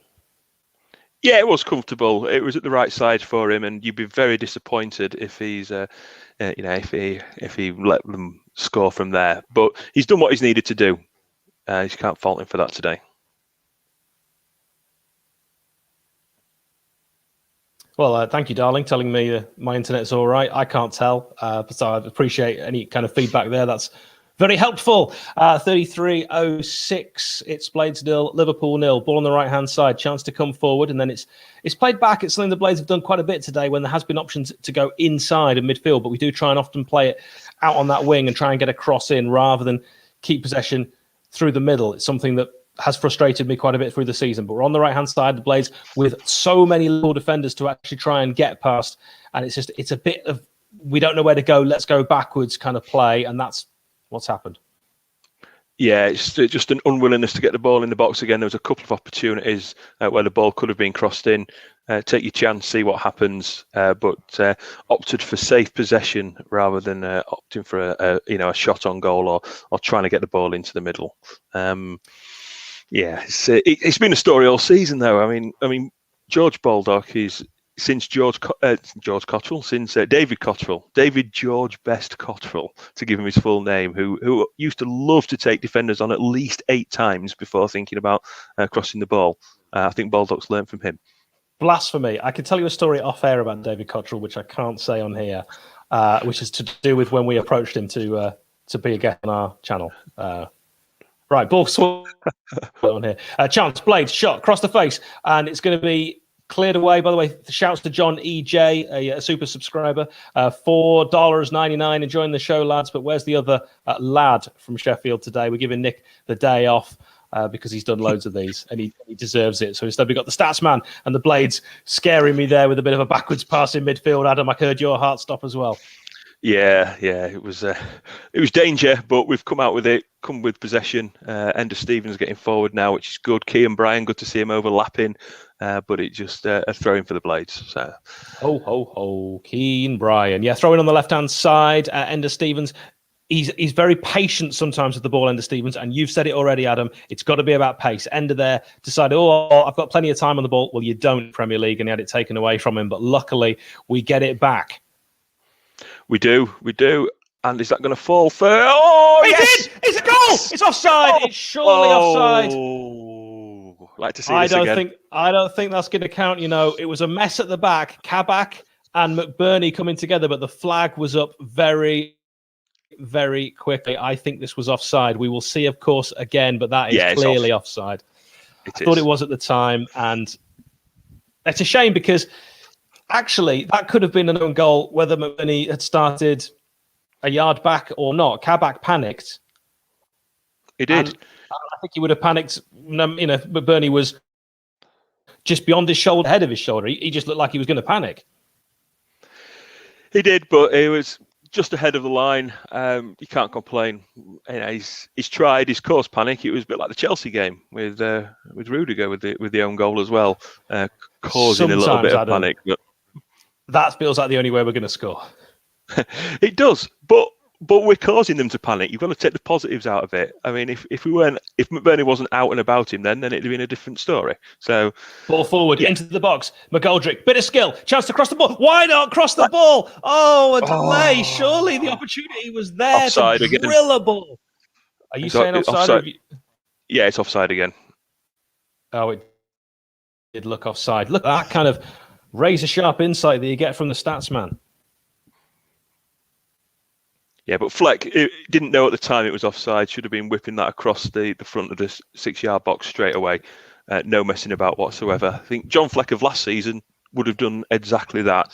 It just seemed to be an extra touch, and again, it's just that final third. There's no pace. There's no precision. There's no sort of clinical finishing, which we need. Yeah, we absolutely need. And maybe it's a good thing he didn't ping it across. We'd definitely have scored there. We'd probably have scored 2 goals, and then we'd have got overexcited, and it would have been offside. So, for my Anna, probably a good thing. Lost out in midfield here. Liverpool trying to get the ball into the area. There was some neat interchange of passing on that right hand side, crossing into the. But again, they're not able to make anything of it. And now they're on the left hand side. Again, it's good defending from the Blades. It's a case of, can Liverpool beat the first man today? It is, but we defended really well. I've been really pleased with the defending, bar ourselves trying to sort of shoot ourselves in the foot and playing it over the edge of our own 18-yard box like Ampadu did. We've got round, we've smothered Liverpool as quick as we can, and when the times they have got through, Aaron Ramsdale's done what he's paid to do, and that's keep the ball out the back of the net. So we can be afford pleased to do though what John Fleck in the midfield there and sort of fall over and make a slide tackle and then claim for a foul when no one touched him and give the ball straight to Salah. That's the last thing you can do. And now Liverpool have it again on this left-hand side, on the edge of the box. It's about trying to crowd them out like crowded house, and the Blades are pushing back. There's quite a good bit of pressing. This is a bit like the Blades of old, but we've let them get a chance to get a shot away here on the edge of the box. Another great save, but it's going to drop. It's going to fall here, surely, and cleared off the line. About a yard or 2 off the line. The Blades living life very dangerously. Adam, talk me through it. Yeah, it got through. Ramsdale made a really good save, and then it looked like it was going to fall for the Liverpool player following up, but he just got stuck under his feet, and Ethan Ampadu was there to get the ball clear, thankfully, from a Blades perspective. But we're just giving the ball away again. It's just coming straight back now. They've gone from putting the ball, they're getting possession, a chance to sort of hold possession and get forward, but it's just a long ball, aimless ball forward, and then we're back on the back foot in defending again, where we need to take a little bit of pressure off the back line where we can. Some really good point from Hadley. We are playing better than at any point against Fulham. Yeah, it would be very difficult to play worse than at any point against Fulham. Do you think Fulham was the worst performance of the season? Probably bar Southampton. Southampton was abysmal. Palace as well was particularly disappointing. Yeah, Palace was disappointing. There's been so many poor ones to choose from, but I think given the importance of the game against Fulham, and you wanted the Blades to be really up for it and really put the hearts on the line, they didn't do that, and I think that was what was more disappointing, is that it was a lack of fight, and it was indefensible. We looked like a bottom of the league side, a marooned bottom of the league side at Fulham. Yeah, we have been spoiled for choice, though, with awful games to choose from. We have, sadly. But this is good. This is good. This is kind of reminds me of the game against Liverpool last season. Not as many shots on goal as we had. I think it was 12 last season we had in the game last season. But we're holding our own, and 0-0 against Liverpool coming up to half-time, you'll take that. I just hope it's not like Chelsea in a couple of the games this season where we concede a silly goal just before the break. This has always been a danger period for the Blades this season. Goals 40 to 45 minutes, and we just need to stay switched on and try to get to the break level. Yeah, Liverpool have had 7 shots, 5 on target. The Blades 2, 1 on target. I don't know why Firmino didn't shoot in that previous chance, which was cleared just off the line. But good tackling from Keane Bryan, who wins the ball from Mo Salah. You can't really imagine us saying that 8 months ago. And Ollie McBurney trying to hold the ball up and actually doesn't do particularly well. And Liverpool get a chance to come away. And maybe a shot can be had here. Instead, it's played wide. And Ramsdale will gratefully gather a deflected Andrew Robertson cross on 41. Yeah, it's looking more and more likely. Liverpool looking to try and get the shot away, but the Blades back in numbers was 3 people smuggling the shot there, and Ampadu got a foot in and it deflected nicely up for Aaron Ramsdale to take the catch. Do you get slightly frustrated? I mean, Matthew's kind of made a point that I was thinking of earlier, that the Blades seem to turn it up in terms of performances. Sometimes against the bigger teams, and really we need to be performing well, and maybe a bit like this in every game, and really didn't turn up for Fulham, and that was a must-win. Yeah, absolutely. I mean, like I said, we win at Old Trafford. We put in a good show at Anfield earlier in the season. We need to in the games we really need to win. I mean, the West Brom game, we came back second half and won that one, which was crucial. At the Newcastle game, we weren't that great overall against Newcastle. They were down to 10 men, but yeah, against the sides that we should be beating, if we played like this, we certainly have much more of a chance, and we'd have more points than what we've got now. Brilliantly kept the ball alive there. Chance headed on. Can anyone get a shot away? No. Liverpool will clear it, and the Blades looking like they could have threatened there, but again, it's half chances. It's moments that slightly get you excited, and then David McGoldrick using all his muscle, all his strength, just bullying the Liverpool defender out of that one, just saying, I want that one more. And that's what you like to see. David McGoldrick, such a brilliant representative of the Blades on the pitch. Lundstrom, nice through ball, but just a little too much on that, didn't he? He overcooked that. And if he just slightly played that a little bit softer, Ollie McBurney would have been in there. Absolutely. I thought Lundstrom was going to shape up for the shot first of all. He tried to disguise the pass through to McBurney, but just a yard to the left of him, which meant he couldn't get on the end of that and swing a boot at it. Yeah, disappointing, because that was really good movement. David McGoldrick's been fantastic. Aaron Ramsdale's been fantastic. I want to see a bit more from John Fleck. I've liked what Keane Bryan's put in when he has got involved today. He hasn't had too much. He's done some good passing, some decent defending, and just there, a really nice pass. Yeah, he has. I mean, a question for you though, Hal. So David McGoldrick, we saw there, as he drops back, he wins. I know he had the one game where he played in that Duffy role, as it's so affectionately called. With the midfield problems that we've got today, do you think there would have been an opportunity to play McGoldrick instead of, say, Ollie Norwood in the middle, and then have a pacier man up front alongside Ollie McBurney, or was that too risky against Liverpool? Well, you know that Wilder's never going to do it against Liverpool. He'd do that against Colchester in the Cup, but I don't think, I just picked them at random. We haven't got Colchester in the Cup, unfortunately. I've got Chelsea away. But he's never going to do it. So it's almost, I'd like to see it because, like you said earlier, if you're going to lose, go out and have a go. Because this season's kind of, I wouldn't say it's a write-off, but it's a write-off. Yeah. Do you think it's an option for next season? Yeah, definitely. If we do go to the Championship, start playing the way we did in the Championship before. Wilder's not afraid in the Championship to use that Duffy role and maybe even, bring back Mark Duffy. That would be a story, wouldn't it? I mean, they say never go back, but it's worked out all right for Billy Sharp. Yeah, Billy Sharp, Brian Dean, Michael Brown, who, of course, we had on loan and then brought back. I think James Beattie is a good example of maybe why you shouldn't go back. Yeah, perhaps so. And it didn't work out great either. Ched Evans the second time round didn't really play too much and didn't play too well either. But he's back in the Championship, so we might get to see Ched Evans next season if we do go down. I don't want to say that we are going down. I'm quite conscious of actually saying that because, of course, we could pull off a great escape. We are approaching half-time. We're on 45, and the referee's not going to add too much on to this one. He's going to blow the whistle. So there we are, half-time. Decent first half. We'll accept that. It gives us a chance now. We can look to get the pace involved. Hopefully, a positive change at half time. McBurney's winning it, so I think the plan is to get to 20 minutes to go in this position, and then maybe look to get somebody in behind and get a little bit of pace on, and see if we can nick this one by the odd goal, which would be superb.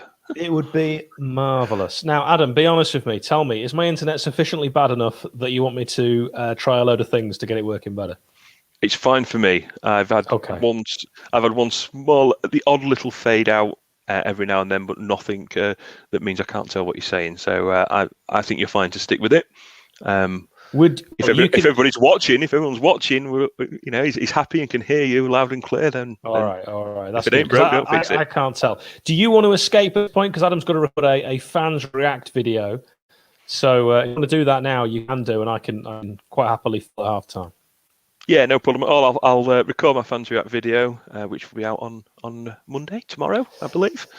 Tomorrow is Monday all day, actually. So yeah, you could do that. I'll pop you back in. So good stuff. Right. All right. So Adam's going to be back. He's got to do a video. Do check out Sheffield United Way channel on YouTube. When we do these reactions, we'll have the match reaction today from Ingrid Nick, who's getting a little bit of respite from actually doing all these watchalongs. And then we will have the fans react on Monday, 6 p.m. You always get that the day following the game at 6 p.m. If you subscribe, you never need to worry about it. Do follow us as well on social media at Sheffield United Way. We'll always post and promote what's coming up on there. We want to try and get to 2,000 subscribers on the Twitter because I largely run that. So it'd be great if you could actually follow us on there if you're not already. Let's have a little look at half-time, how that's actually gone. Possession-wise, no real surprise. Liverpool have dominated 64% possession to the 36, quick maths, of the Blades. Shots-wise, it's been all Liverpool. It's been a story of half chances for the Blades. I've been very pleased with Sheffield United's performance. I don't think these stats tell you the full story, but 7 shots for Liverpool, 2 for United, 1 on target for the Blades. As you can see there, 5 on target for Liverpool. Fouls-wise, now this is something that I've always done. I've always said this, and I'll keep saying it. Whichever team commits the most fouls loses. It's just something I've tried to, or you can work out who is the worst team. Now, it's not really tell the story of the first half, but let's just look at that. Dirty Liverpool. I was trying to dirty Scousers, but how many of them are actually from Liverpool? Like Trent Alexander-Arnold, and maybe that's it. So 7 fouls for Liverpool, 4 for the Blades. They've had more corners. We've been caught offside twice, one of which denied a goal, which would have been an own goal from Kabak. That was hugely frustrating because Ollie McBurney should have checked his line and checked his run. He didn't need to be offside. It was just a little bit of lazy play up front. Had he not been offside, I still think the own goal happens because Kabak panicked just knowing that anyone was around him. It wouldn't have made any difference if he was on the shoulder or in front. In this case, McBurney was in front. But if he'd been just behind, I think Kabak still would have panicked. So that was a huge turning point in the game. And as you can see, passing success-wise, 67% possession, 67% pass succession. That's not bad at all. Of course, Liverpool, you'd expect them to be, as they are, with the quality in the midfield, of playing 3 across the middle. As the Blades, that 3 versus 3 in the midfield, it's been a fascinating battle. And I think the Blades have done really, really well. We've had the cat in goal today of Aaron Ramsdale, who's looked every bit the 18.5 million. I know it's not exactly that much, but if it does reach all the add-ons, that's how much it'll be. He's looked like the player that we scouted and the player that obviously Chris Wilder knew all about when he sold him on his wedding day to Bournemouth and then bought him back. So let us know in the comments what you've made of that first half and also how you see the second half going. Because I don't know if it's just me, but I'm encouraged by that first half display. Sometimes you feel like if we could have seen more of that all season, things would be very, very different. Let me know if if you've enjoyed that, if you've been worried, and how you see the second half going. But the main question, the one I'm holding back on, is this: changes at halftime. What are we saying? What would we do at halftime? For me, it's been obvious. Pace. That's what we've lacked. Pace over the top and pace in behind. It's got to be Ollie Burke time. I would probably say Ollie Burke on for Ollie McBurney. I'm not anti-McBurney at all. I'm a big fan of his, but I don't think we've seen Ollie McBurney, the Ollie McBurney that we know exists. The Ollie McBurney that if you ever saw him on loan at Barnsley, if you saw him play for Swansea, there is a player in there, a really good player as well. So we just haven't seen enough of that. I would say get Burke on. Let me know in the comments. What would you do? What would you do with the changes? Burke on for Burnley. We're dropping the muck. I mean, he's not a real Scot anyway. Get Maguire on. I'd love to see Maguire. He has been a really big supporter of the Sheffield United way as well. So it'd be really, really good. Really, really good to see him. So it looks like the general consensus is we want to get Ollie Burke on. So that would be fantastic. I agree with that. And Burke and Maguire. I just think that it would be nice to see. Yeah, maybe not that one. Be nice to see some of these youngsters. Hackford came on against Palace, and within seconds, and I might be misremembering this, he beat 12 players, did a pirouette. There was an overhead kick, a scissor kick, and a volley, all at goal. And we haven't seen him since. It reminds me of Dries Boussata when he came on for his debut. We were going to sign Dries for ages under Neil Warnock, and then whatever reason delayed the transfer. He eventually came over, came on in a night game for his debut. Can't remember who it was against. Doesn't matter. And the first thing he did was skin his man, nutmeg his man, and an amazing bit of skill. And then he was rubbish after that. Dries Boussata was so rubbish after that. He was once subbed on and subbed off. And then I think he went to... Where did he go after that, Dries Boussata? I don't even know where he went. Pop it in the comments. I don't even think he stayed in English football, but he might have done. Might have gone Notts County or something like that. Maybe that was Marcel Sass. I don't know. It was a long time ago. But how do you remember it? Ah, Johnny, that's exactly... Good. It's not just me. It was... I remember actually Dries Boussata came on, right? And that he did that skill. And the next time he got it, the guy next to me in the cop said, "It's a goal!" Because we were that sure that Dries Boussata was going to do something incredible. After that, it was, who knows, retirement. Okay. So I'm interested in your thoughts. I'm surprised more people haven't said Brewster. Brewster against his old club. He's going to be absolutely firing on all cylinders. He's going to be desperate to prove that they were wrong to let him go. They've got that buyback clause in his contract. And from what we've seen of Brewster, you might say, buyback clause, you say. But what would you do? Would you bring him on? Is it the hunger that's more important? Because if you're going for hunger, who's more hungry than Billy Sharp? He wants to win as much as all of us do. You know, he's a proper blade. But then again, you put me on at second. I desperately want to win. I'll just want to score, but it's not going to happen. So yeah, we want to get some quality on. Can we give a shout out to my friend Matt Bailey? He's a massive blade. Matt Bailey, Massive Blade. Here we go. Did it. So more. Yeah, Dries, the Dutch wonder, met him in the lane car park. Tony Raw. Give me the story. Rough, rugged, and raw. Was he a nice chap? I've met a few players. I met Peter Cachuro, who, to say he didn't want to speak to me would be an understatement. Met Roger Nielsen, who was probably one of the nicest human beings I've ever met. We've also done some fantastic interviews on the Sheffield United Way channel with some really, really nice former players. The latest one, podcast 7, it is a podcast, even though it's on YouTube, is with Gus Uhlenbeek. What a nice guy. Might be one of the nicest humans on earth.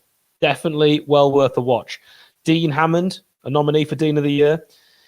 Might surprise you what Dean Hammond's got to say about the 15-16 season and Nigel Atkins. Some interesting thoughts there.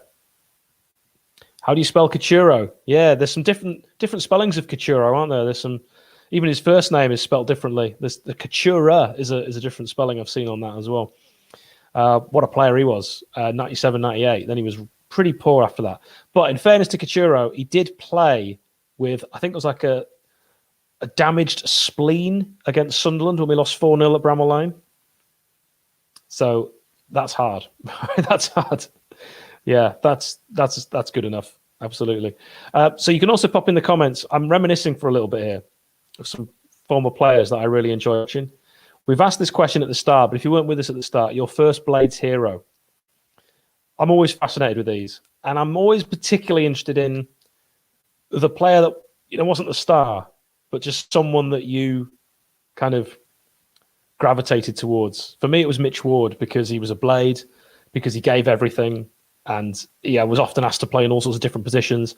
Kind of iron will, because he could take a penalty and almost always seem to score. So I had a lot of time for Mitch Ward. So if there's a favourite Blade of yours that you want to share, pop it in the...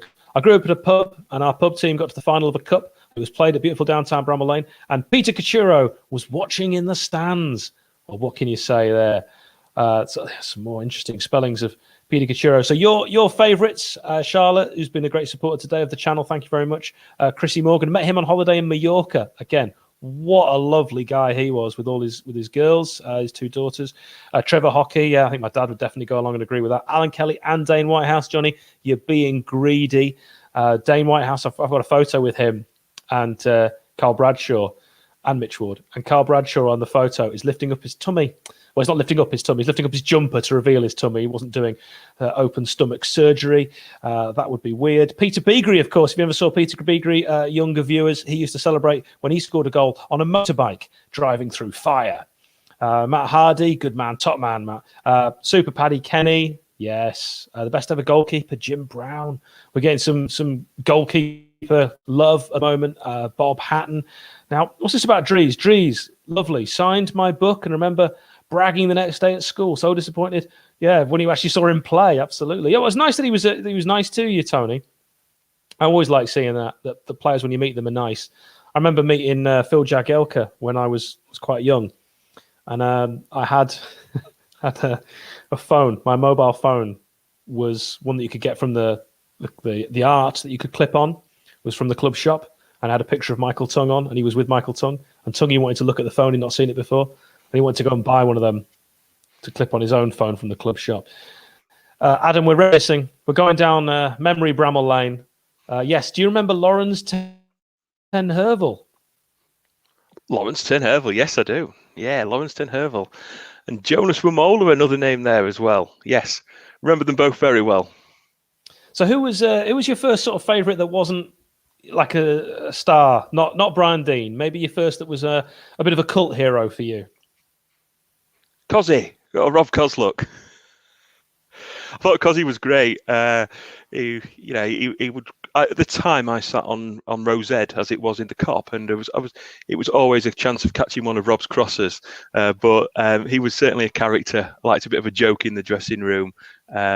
He gave his all. The tremendous spiky hair that he had at one point as well, and of course that number plate. To have a personalised number plate like that is great. Who can have KO2LUK as your number plate? As we saw him at his number 28. Plate. I didn't reveal all of it. Eric, Eric Gurdon, I hope I've pronounced your name right. Now, Adam, what's the financial currency translation of 25 secs? No idea. No idea. I'm going to assume that's a grand each. So thank you very much, Eric. That's very kind of you. Palace Haunter, Sheffield United going down, and Hal is a middle-class snob. Absolutely love it. I will never apologise for being properly brought up. Glyn Hodges and Bob Booker, Steve York. That's a great shout. And I wanted a Rob Hull shirt, and I would argue he was one of the top Prem strikers before that injury at Chelsea. Oliver, absolutely, what a brilliant shout that one. We're not ganging up on Palace Horta. That's absolutely. I am middle class. So there's nothing wrong with that. Portland, Oregon Blade always supports the channel. You're a legend. Hello from Oregon, gents. Oregon, the home, Adam, of. You think of anything when you think of Oregon? No idea. Nike. Is it really? Yeah. Oh, right. Okay. I learned something new. We've done the translation. Thank you, Marky Mark. £2, Adam. That's what 25 sec translates to. Monty. Monty's a good shout as well. We've got an interview with him on the channel at Sheffield United Way. Do check out the Montgomery podcast. Adam, did you watch that one? The Monty one, yeah, Monty is really good. Really good insight, and he's a top lad. I remember his when he got the walk around Bramall Lane when he'd finished his playing career with his kids, and saluting the crowd. It was great. Yeah, absolutely. And got a classic John Cutbush reference. Yes. A name from years ago. John Cutbush was a fantastic, really friendly, and a cracking girlfriend, I seem to remember. Ding dong. Thank you, Paul. Nick and I have a running joke about trying to mention John Cutbush on every single one of these. Now, Adrian's mentioning Gary Naismith because he knows I absolutely hated Gary Naismith. The reason I hated Gary Naismith, Adam, is because he didn't clap the fans at Middlesbrough away in the cup when we lost. And I was seething. I was apoplectic. That's a middle class word for you, Palace Horta. I was apoplectic with rage that he didn't clap the fans. I never forgave him because every other player did. He just walked on. He didn't look interested. Steve, that's not that you hold a grudge. I hold many a grudge, and I am pathetic. It's Swedish krona. Thank you, Bobby in the background has just told me what SEK is. Thank you, top man. Ironically, I work for Adidas.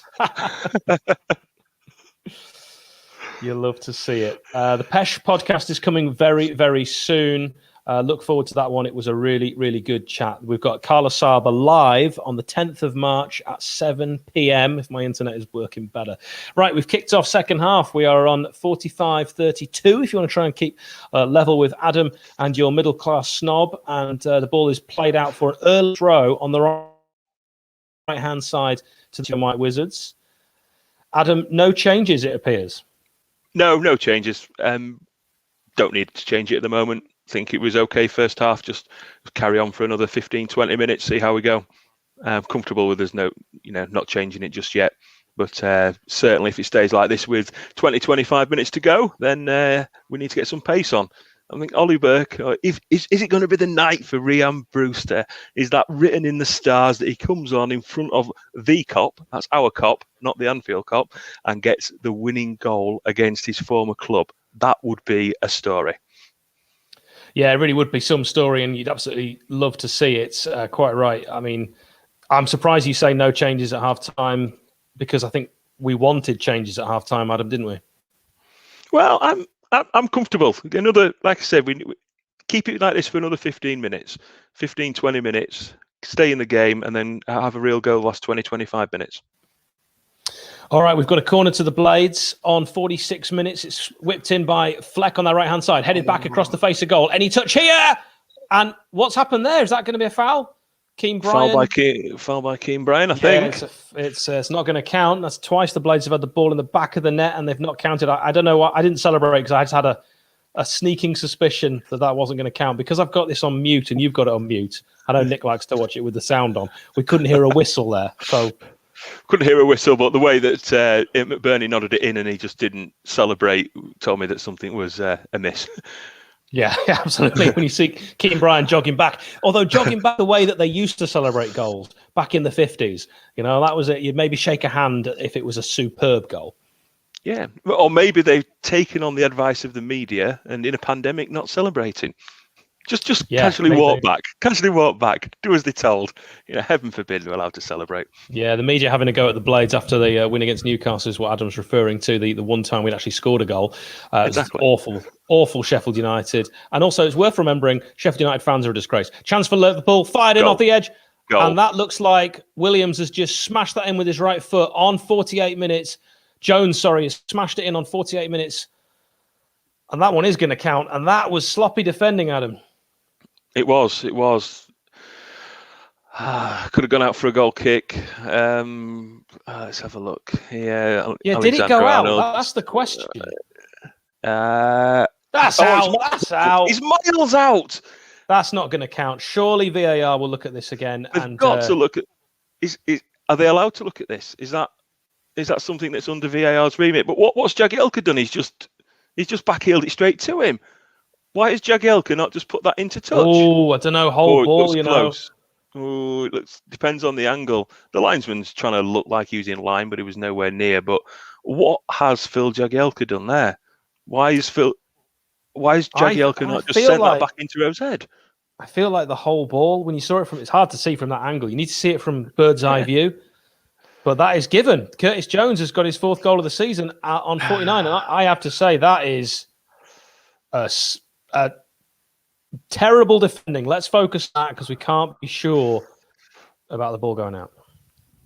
No, we're not sure on the ball going out as McBurney's been poleaxed going for a header there. And he's on the deck. It'd be interesting to see it again, but here we go. So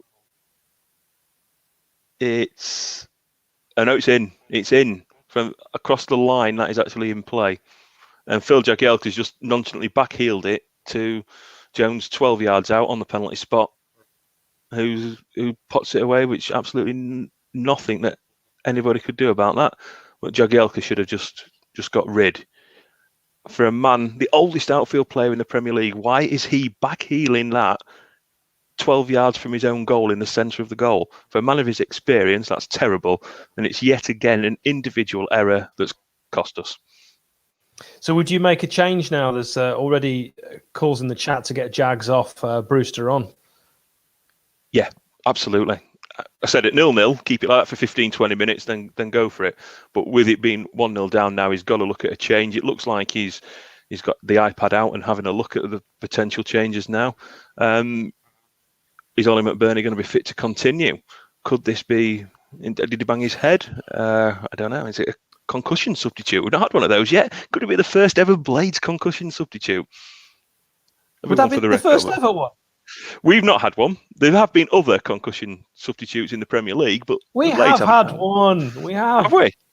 Are you sure? Lowe. Are you sure? Max Lowe on his debut against Fulham at the Lane. Yeah, he had to go off.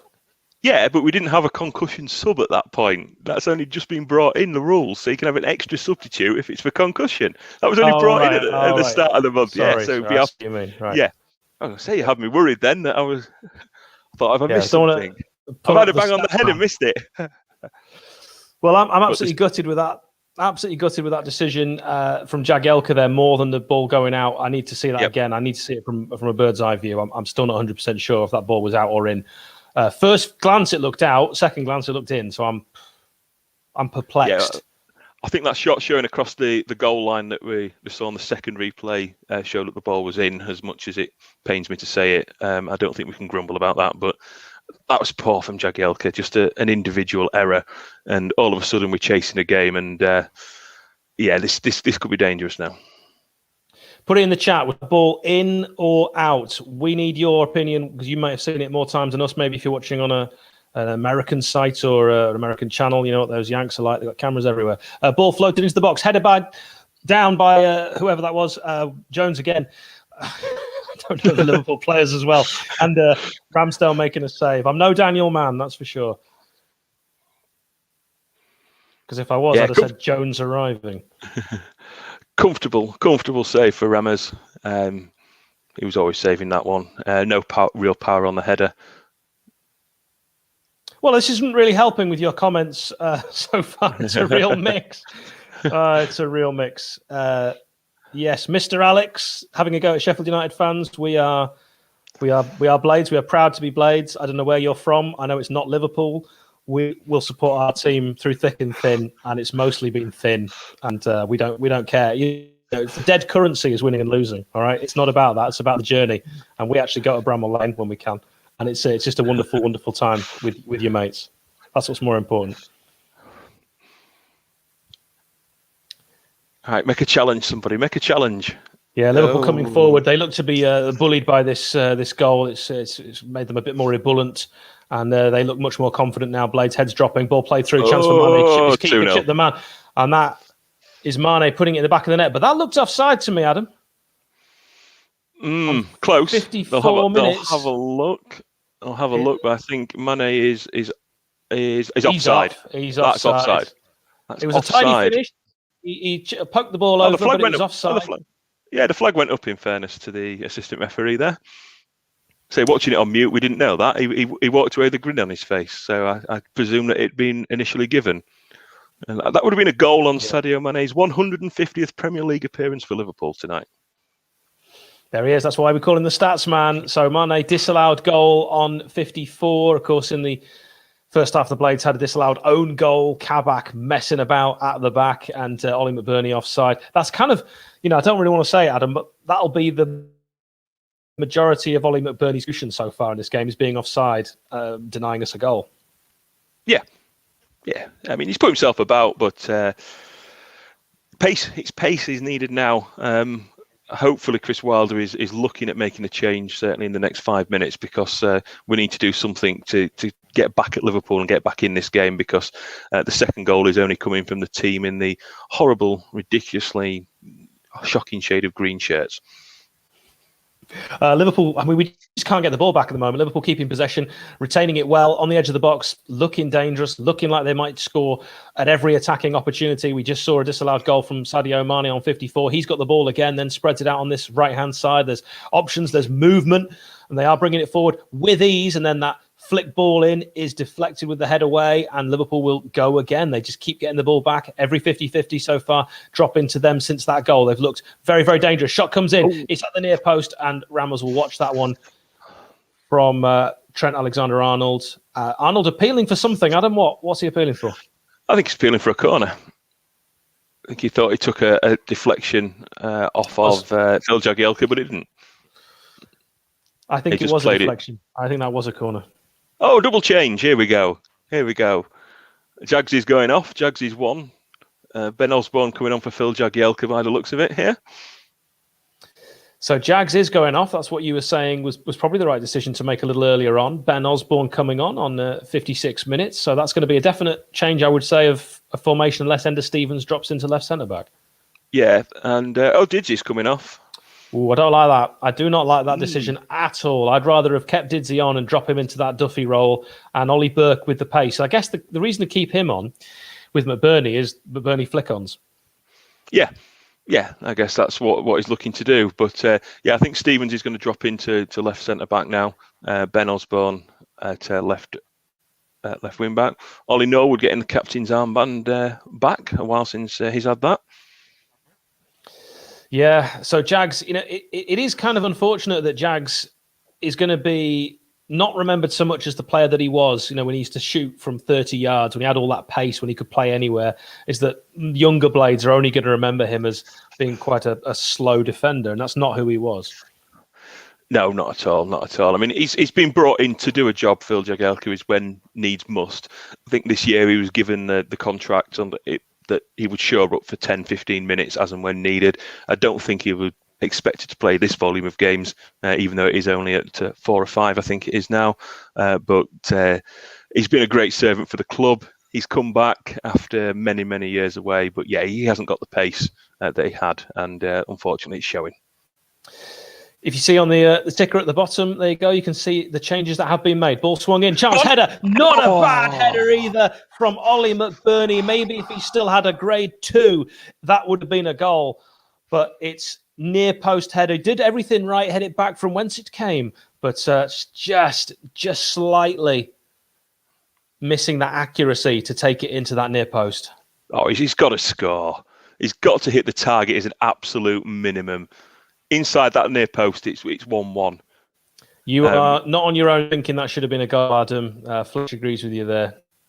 Yeah, but the chance came about from Ollie Burke making an instant impact, winning the ball in midfield. Bit of pace that Liverpool weren't expecting, puts the ball out wide, a good cross in, and Bernie really needs to be putting those in the back of the net. You're not going to get a better chance this evening, I don't think, than that. You could well be right, and that is the kind of thing that we've been saying for quite a few Blades games. There was that chance for Ollie Burke very, very early on, one of our recent home games against Chelsea, and you think that was our best chance. It ended up being our best Blades created chance because, of course, the goal came from an own goal. That could very well be the best chance in this game for United. It's going to be the kind of game where when you get opportunities against Liverpool, you've got to take them, especially with a shaky keeper and a new back line that's never played together. Yeah. I mean, not to draw comparisons, but Ollie McBurnie and the transfer fee that he commanded for that price, he needs to be taking away those chances. We look at Billy Sharp against West Brom, got a sniff of goal, having not had much of an opportunity, and it nestles in the back of the net. Now, I'm not saying Billy Sharp would have scored that goal because it was on the head, but as a striker, you've got to put those away. That they're bread and butter finishes for somebody of Ollie McBurnie's stature. Totally agree. Of course, McBurnie doesn't control the transfer fee, but I know what you're saying. Ball in on this left-hand side. Can United get it in? Its first man again with a poked pass. That was the wrong option. It was. But Burke looking lively, showing flashes of pace. It's offering us something a little bit different. We're going to get that with Ollie Burke. Like we said, that's maybe why he doesn't command a starting place as much, because he does give the ball away. But with his pace, he's causing problems. So you accept that the other one's not going to go right. Maybe next time he'll run at them and manage to square it, and hopefully something better will come of it. Do you agree with Chris Eads, suggesting that is our season summed up? I mean, it really has been a very unlucky season. Yeah, but it's yes and no. I agree. It has been the way of the season, letting in a silly goal, but it's coming from a defensive error for the goal, and then not taking the big chance when it arises. Last season, he'd have scored that. You might be right. And last season, we only needed one goal to win games. So this is, I wouldn't say eerily reminiscent of Liverpool at home last season. I think we played better. Last season, we had a lot of chances, as you mentioned earlier, 12 shots on goal last season at Bramall Lane against Liverpool. And it was only one very unusual Dean Henderson error, nominee for the year, that actually led to that. Yeah, I mean, it was a real clanger from Hendo last season, which... these things happen. He saved us in enough games. It was a shame. John Fleck really should have scored last season. But ultimately, it's the same as it was last season. Sheffield United 0, Liverpool 1. And we need to find a way back in. And this is what I was talking about pre-match, is when we're 1-0 down, we haven't really had a go. We've just sat and kind of stuck at 1-0 down until it's far too late with 3-4 minutes to go, and then give Ryan Brewster like 3 minutes and then been moaning for not scoring goals. This is now sort of time where give him a good half an hour and see what happens. Adrian playing that sweeper keeper role the way that Jurgen Klopp likes to see it done. He came out and he cleared. It'll be a Blades throw in on this left hand side, sort of 10 yards on from halfway. We're bang on 62 minutes now, so 61:02. I tried to explain to my 5-year-old nephew why when you're on 61:05 you call it the 62nd minute. He couldn't get his head around it. Never mind. It is fairly confusing. So ball on the right-hand side now as United look to try and get something going. You're right, though, Adam. We've played like we're winning 1-0. Here's McBurnie. Chance to get a shot away. Did he take too long, Adam? Yes. Shoot. Hit the damn thing. Oh, dear. He should be... Yeah, he's onside. Baldock might have been off. Shoot there. Yeah, shoot there or put it across to Ben Osborne, who was running through in the middle. And was he caught in two minds? Yeah, he had a glance up to see where who was coming in rather than just hit it. No, got to hit it. No time in the Premier League to take a glance, run with the ball forward, pick your spot. You got to just either, like you say, cross it or hit it, and he did neither. And the Blades win a corner, but McBurnie's got to do better there. Ball swung in, not a bad corner either. It's cleared. It's a shot straight back in, and that will go well wide from Ollie Norwood.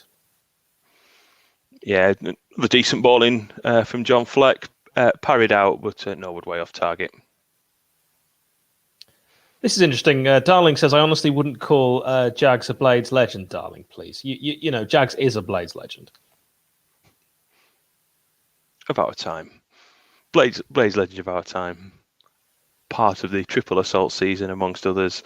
You know, that goal against Leeds, the goal against Middlesbrough. You know, iconic moments. Yeah, that goal at Middlesbrough, the Premier League season, of course, the first Blades Premier League win of that season. And late goal as well. You love to see it. United getting the ball back in the middle, then deciding to just try a little bit of intricate passing.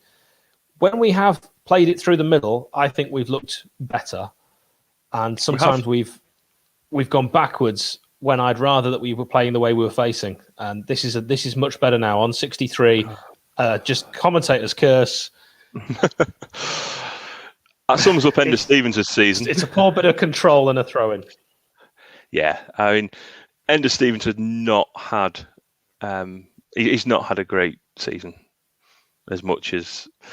It's an interesting one because when we first signed Ender, I wasn't his biggest fan, and I did at times, and I hold my hands up and said, I wonder why does this guy get in the team, which was very controversially received by a few. But then he came into his own and had 2 really strong seasons, but this year just hasn't been the Ender that we know.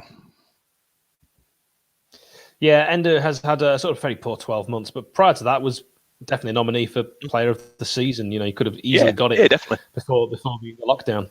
Liverpool on the edge of the area, getting a chance to play it around, maybe trying to get a shot away just before, and it does get it away. It takes a deflection, a wicked deflection. It's looped over Ramsdale, and Firmino on 65 has made it Sheffield United 0, Liverpool 2, and that really, you got to say, is curtains.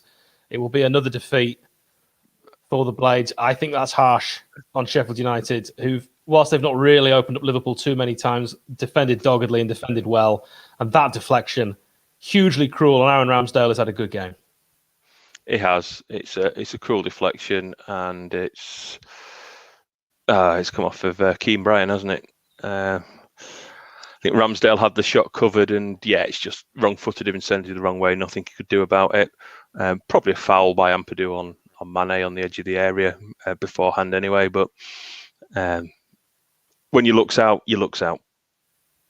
It's true. I don't think there's any better way of summing up the way the season's gone for the Blades. Absolutely gutting. You know, you don't really look at this fixture on paper and say there's a home banker, Sheffield United are going to win, but certainly the way the game's gone, a bit of luck, a bit of a rub of the green, and it could have gone another way. Yeah, it could. But like I said, individual error for the first goal, and then you can't account for that. I mean, that's just the way it happens. Just go back 2 minutes earlier. If Ollie McBurney had have taken a shot first time, could he have got a deflection like that, something like that to loop over Adrian, and you're talking 1-1? Yeah, they shoot on goal. You shoot, you've got a chance. I completely agree. If you don't buy a ticket, you won't win the raffle. That's the saying. I nearly butchered it, but it's absolutely a chance there for Ollie McBurney. Exactly right at the other end. Dilly-dallies when that opportunity there falling to Firmino doesn't dilly-dally. You wouldn't say he snatched at it, but he got a shot away. And like you say, get any deflection, anything can happen. And Adrian has not been tested enough, considering he is the reserve goalkeeper. Just got to do it more. We have. So this is where we need to move quickly, and that's a good ball up to John Fleck. Get a shot away. He's had a shot. That's it. Better. He's won a corner. He's won a corner, had a shot. We'll take that because at least he's having a shot. So John Fleck gets forward on his favoured left. I mean, he could have maybe taken it further forward before having the shot, but we can't berate players for not having a shot, and then he has one. Win a corner. Yeah, he won a corner. He was looking for Ollie Burke, I think, and Ollie Burke drew 2 Liverpool defenders back with him, which created the space for John Fleck. Yeah, he could have gone in, but he had a shot on goal, won a corner, see what we can do from here. And Adrian's flapping at it. He does not look confident. He's not catching the ball. He's punching everything, and he does not look confident at all. Yeah, quite agree. Ball played forward on this left-hand side. Chance for the Blades to get another ball in. That's good running. Really good running. Get it across the face. Oh, what's he done? Ollie Burke using his pace and skill superbly, but the cross was offline, and no one's going to get on that. That was really overhit, but good play from Ollie Burke. He might have been going for goal because Ollie McBurney was his only option when he really massively overhit it for that. But he's got that kind of way of turning a defender that is, and don't call me crazy, but it is reminiscent of Il Phenomenon Ronaldo, the way that Ronaldo used to just use his pace and to outmuscle a player. Now that's where the comparison ends, obviously, but you know what I mean. Yeah, okay, I get where you mean it. But, well, if it was a shot, it's gone out for a throw-in, so it's not a great shot. It was a shot. He opened up his body to try to go for the far post because there was no way that McBurney was going to get on the end of that. He was looking to try and bend it round into the far corner and just didn't get the curl on it. He's been reading comics if he thinks he's going to score from that angle. Yeah. Well, the referee's pointing something out to George Baldock. Yeah, a lot of you agree with Adam that he was absolutely going for goal. Poor choice. And that's been another thing, Adam, a sort of story of the season is mistakes and decision-making. Yes. Decision-making is the big one. Individual. Oh, that's not a free kick. Oh, give over. Sorry. I have to say, Jonathan Moss, though, referee today, has been fairly invisible, and that's a sign, obviously, of a good referee. So he's not been reason that we are 2-0 down. You know, he wouldn't have been the one reviewing whether the ball went out or not. Which we now think it was in. So Liverpool's first, seemingly okay. It's just not falling for United. And yeah, we've been poor all season. We've been poor really since we came back from lockdown by 3 games. Ball running forward here nicely to the Blades on this right hand side, and then it's just a poor pass behind. It was behind him, wasn't it? The pass. It was, yeah. He was leaning back. He couldn't do anything with that. Jack, absolutely fantastic. Thank you very much. $2.99. That's very, very kind of you. Does anyone else hate their life? I don't hate my life. I hate the fact that Sheffield United had a chance to stabilise themselves in the Premier League and cement their place this season. Never really get a better chance. And it's been the worst possible culmination of results that any of us could have imagined. That's definitely what I hate. It's really, really, really, really tragic to see because we are a better team than at least 3 others, but we haven't shown it. Table doesn't lie. My TV was about to turn itself off there. How long I've been watching football all day. Ball on the right. So Baldock decides to do a little bit of skill for the cameras, and then it's crossed in by Ampadu, but it's a poor cross, and Liverpool get a chance to break, and they might be able to break well here. It is 1-on-2, but they've got the pace of Sadio Mane on this left-hand side, and a great recovery challenge from Ethan Ampadu, who actually tackles the ball onto Sadio Mane's shins and wins a throw, and Amps contemplates the quick throw. We know that's better than his Johnny Long throw. It is. Why isn't Baldock getting the ball in? I mean, you say a little bit of skill, but he had a chance to get a cross in again, and yet again he turns back. That is the story of George Baldock's season. He seems to lack the ability to cross a football all of a sudden. I just don't understand.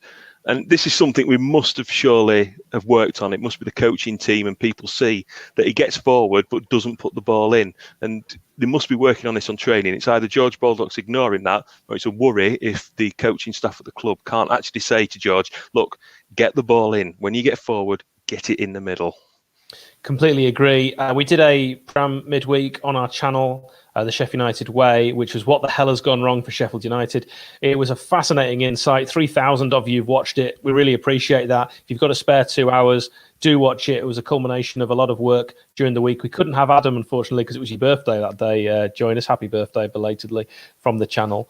But we had, I think it was 8 Blades fans in the end, sharing their opinions and their insight on what has gone wrong, but mainly it was about being positive and looking ahead to the future. We had a fantastic insight from Jason, the Knowledge, Shalito, about the academy and the future of Sheffield United. Do get that saved to your watch later and subscribe to the channel as well. We really appreciate it. Nick and myself do a lot of work behind the scenes, and we've got so many guests coming up for you as well.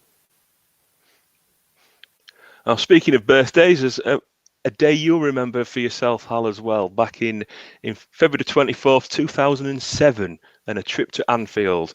The game which I, to this day, say got us relegated from the Premier League that season on goal difference, because at 2-0 down, at 2-0 down, we were safe, and then Warnock riled them by having Dave bring another striker on, and we ended up losing the game 4-0. We were down to 10 men, early biscuits, weren't we? Was it Kozlik who got sent off? Yeah, but at 2-0, the game was, that's fine. I think that was Mascherano's debut for Liverpool as well. It could well have been. Could well have been. Yeah. What And the reason you're bringing that up is because I met my wife on that day, and so we've been together ever since. Yeah. A great day. Not only just my birthday, but there you go. Well, your birthday, maybe for one of us. Maybe for one of us. The day I met my wife. You're missing absolutely nothing. Another poor cross in, 72-35. If you want to keep up with us, if we are ahead, you can pause us. If we are behind, you pause your telly. Please do sub to the channel. We'd be absolutely delighted if you do that. We want to try and get more of these. Ben, thank you very much. You are wonderful. Right, what's happening? Ball played across over the top. Chance to get a cross in for Burke, and he doesn't do it. Oh, he's just put it out for a goal kick, hasn't he? It looked a lovely ball forward. He just couldn't get it under control. That's a gorgeous ball forward, and it's just been muscled off, and it's just come off him and gone out for a goal kick. But if he could have got that under control, it would have been interesting. But just failed to do so. But a lovely ball forward. We're going to see the most boring man in football, James Milner, brought on. When I was growing up in Tadcaster, he used to play football with my next door neighbours. He's the same age as them. And they were often telling me stories about James Milner. And they went to the same school as Matt Kilgallen as well. Ah, there you go. Had a good career though, hasn't he? Yeah, he's done all right. I mean, he's done all right. He's done all right playing with my mate John. I think that's what learned him, because I used to train with John all the time. So I'll give myself 10% of what James Milner's achieved. Thanks to how I strategized with John in the garden, and then John would be playing football with him during the week. So it's all down to me. But we're going to see James Milner brought on. Adam, as you reflect on this game, as we're approaching 75 minutes, any hope of the Blades getting back into this? I can't see it now. If we could nick one, it could be interesting, but I can't see us scoring two. I mean, scoring one appears to be a struggle for us. I think it's over half the games we've not scored in this season. So, yeah, I just don't see it. I don't see it happening. In a way, it would be nice to see us get one, really push forward and go for an equaliser and get beat 3-1, rather than just it peter out to a 2-0 defeat, which is how it's looking like it's going to be at the moment. But yeah, just have a real go. I mean, it doesn't matter if they lose 3 or 4. It really doesn't matter. They may as well just try and get something out of this game. Chance for Liverpool with a shot on that left foot, and it's swung over high wide and not very handsome from Andrew Robertson, the Hull City legend. Russ, good shout to you. Nice to have you along for the ride. And it's been a ride this season. It's been an unpleasant ride, like a roller coaster ride, which explains, I suppose, roller coasters are very much like life. There's a song by Ronan Keating, "Life is a Roller Coaster," which explains why we sometimes feel sick.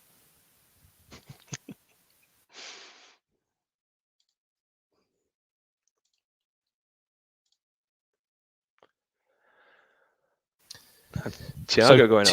Thiago will be the man who leaves the field, and handing off the captain's armband to James Milner. He'll put that on. He's a planker, James Milner. He can hold his plank for around 3.5 minutes, which is very impressive. He's got a YouTube clip doing that, and if you've ever tried it, not easy.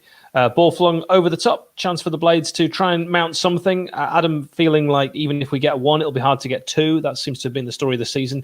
For the Blades, really, the goal-scoring problems were something that we identified last season, but we weren't letting them in. So maybe papered over the cracks a little bit. But this season, we cannot keep clean sheets unless we're playing Newcastle. And Steve Bruce. And looks like an injury there off the ball. Those are the worst ones. The last thing Sheffield United can handle is another injury. This looks like it could be Baldock, and we know that Bogle is out for, was it 2 weeks, Adam? Yeah, Bogle looking to be out for two weeks, maybe a little bit longer. It's more of an impact injury for Bogle, so hopefully, be able to be strapped and played if needs be. But George Baldock's looking like he's just taken a knock. It doesn't look to be muscular. Hopefully, it's just a knock, and he can run that off. Well, he's taking a throw in, so he's fine. He'll be fine. Thank the Lord, because we can't afford an injury really to any more players. But certainly, if we lost our right wing back, I was just racking my brains there, thinking, "Oh well, Basham. Oh no, Basham's out. Oh Bogle's out. Who? who would you even play there? It would be a forced formation change, finally. Liverpool on the right-hand side, trying to get the ball crossed in. It's actually a very good cross, headed down, which is what you're taught to do, but I think that would have been asking quite a lot to get it in from there from Andrew Robertson. Yeah, and Ampadu banged his head again. Yeah, could have been. Yeah, Simon Moore at right back, that would have been about right. Is he in the squad? He's been registered. He's been re-registered. Yeah, so he wasn't. I'm proud. Good for you, Andrew. I'm always proud to be a Blade. You don't support Sheffield United for the glory. And everyone gets into this to watch us win cups. That's not why you support them. I'm trying desperately hard to get my 5-year-old nephew to support Sheffield United, and his dad's pushing him to support Man United. So you can see I'm losing that battle. If only it had been last season when he was into football. Lincoln away next season, Adam. Sinsel Bank. Lincoln. You been before? Not to a Blades game there. I have been to Sinsel Bank, but not to a Blades game. But I've been outside the stadium before. Yeah, I'm exactly the same. I went to Lincoln. My mum drove me. I think she got a speeding ticket as well. Good times. Like a bat out of hell. My mum, she's a menace on the roads. I'm only saying that because I know she's watching. Let us know in the chat if you are still proud to be a Blade, even though we are having the joint worst season in Premier League history. Let's see if we can actually kind of outdo it in the chat. There's a lot of Liverpool fans nicknamed the Reds. Of course, Liverpool was the dullest nickname in football. But let's know if you're still proud to be a red and white wizard, because I am, and I always will be, Adam. Absolutely. Whatever division we're in, always be a red and white wizard. Always follow the Blades. It's what makes the good years so much special, because we have so many not so good years to go alongside them. But you know what? End this season winning the FA Cup and be a championship team in Europe. Told you. I called that before the Bristol Rovers game with sort of slightly tongue-in-cheek, relegated and win the cup. Chance for Liverpool, ball crossed in on that side. And it's missed. I think Salah's actually missed on 80 minutes. Salah, with a gilt-edged chance, has missed an opportunity to make it 3-0. And of course, we're not going to go down on goal difference, so that wouldn't have made too much difference, but I think he should have scored. I should. I mean, tell you what, if that was a chance for us, I would be furious. If imagine if that was Ollie McBurney who'd missed that, because that was on a plate, Adam. It was. Yeah, he's not very happy with himself, or either that or he's taking pity on us. But no, he's less than impressed. Struck the outside of the goal frame in frustration. Yeah. It's amazing to think. I was reading James Kemp's fantastic Blade on a Bike book. All proceeds going to Sheffield Children's Hospital. Please do Google it. He was talking about last season, and he was writing it as a diary as he went, so he didn't know what was going to happen with the coronavirus and all that. And he was saying this is the best time of his life to be a Blade. And you think 12 months on, from Amsterdam to Kazakhstan we were singing, and now we're going to be talking about, are we going to Lincoln? Yeah. Well, Billy's on. Billy's on for John Fleck. 10 minutes for Billy, so no sign of Brewster yet again against his old club. No time on the place, but he's relying on Billy to hopefully get us back in and set up a grandstand finish here. George Baldock's got it on the right-hand side, and he's crossed the ball in, but it's knocked out by just over the first man, but not enough to get onto Ollie Burke, who was looking to come onto that. And good tackle in midfield from the Blades. Norwood has it now and looking for Osborne. The Blades looking to try and find a pass to get through. Osborne looks to switch it and finds Baldock very nicely, who plays a weak ball, but the Blades are going to get a throw in on the right-hand side about 12 yards out. And hopefully we can produce something from this. Is it going to be an What even are you thinking? If you're Rhian Brewster, seriously, are you thinking I should not have moved to Sheffield United? He's going to have to question it, isn't he?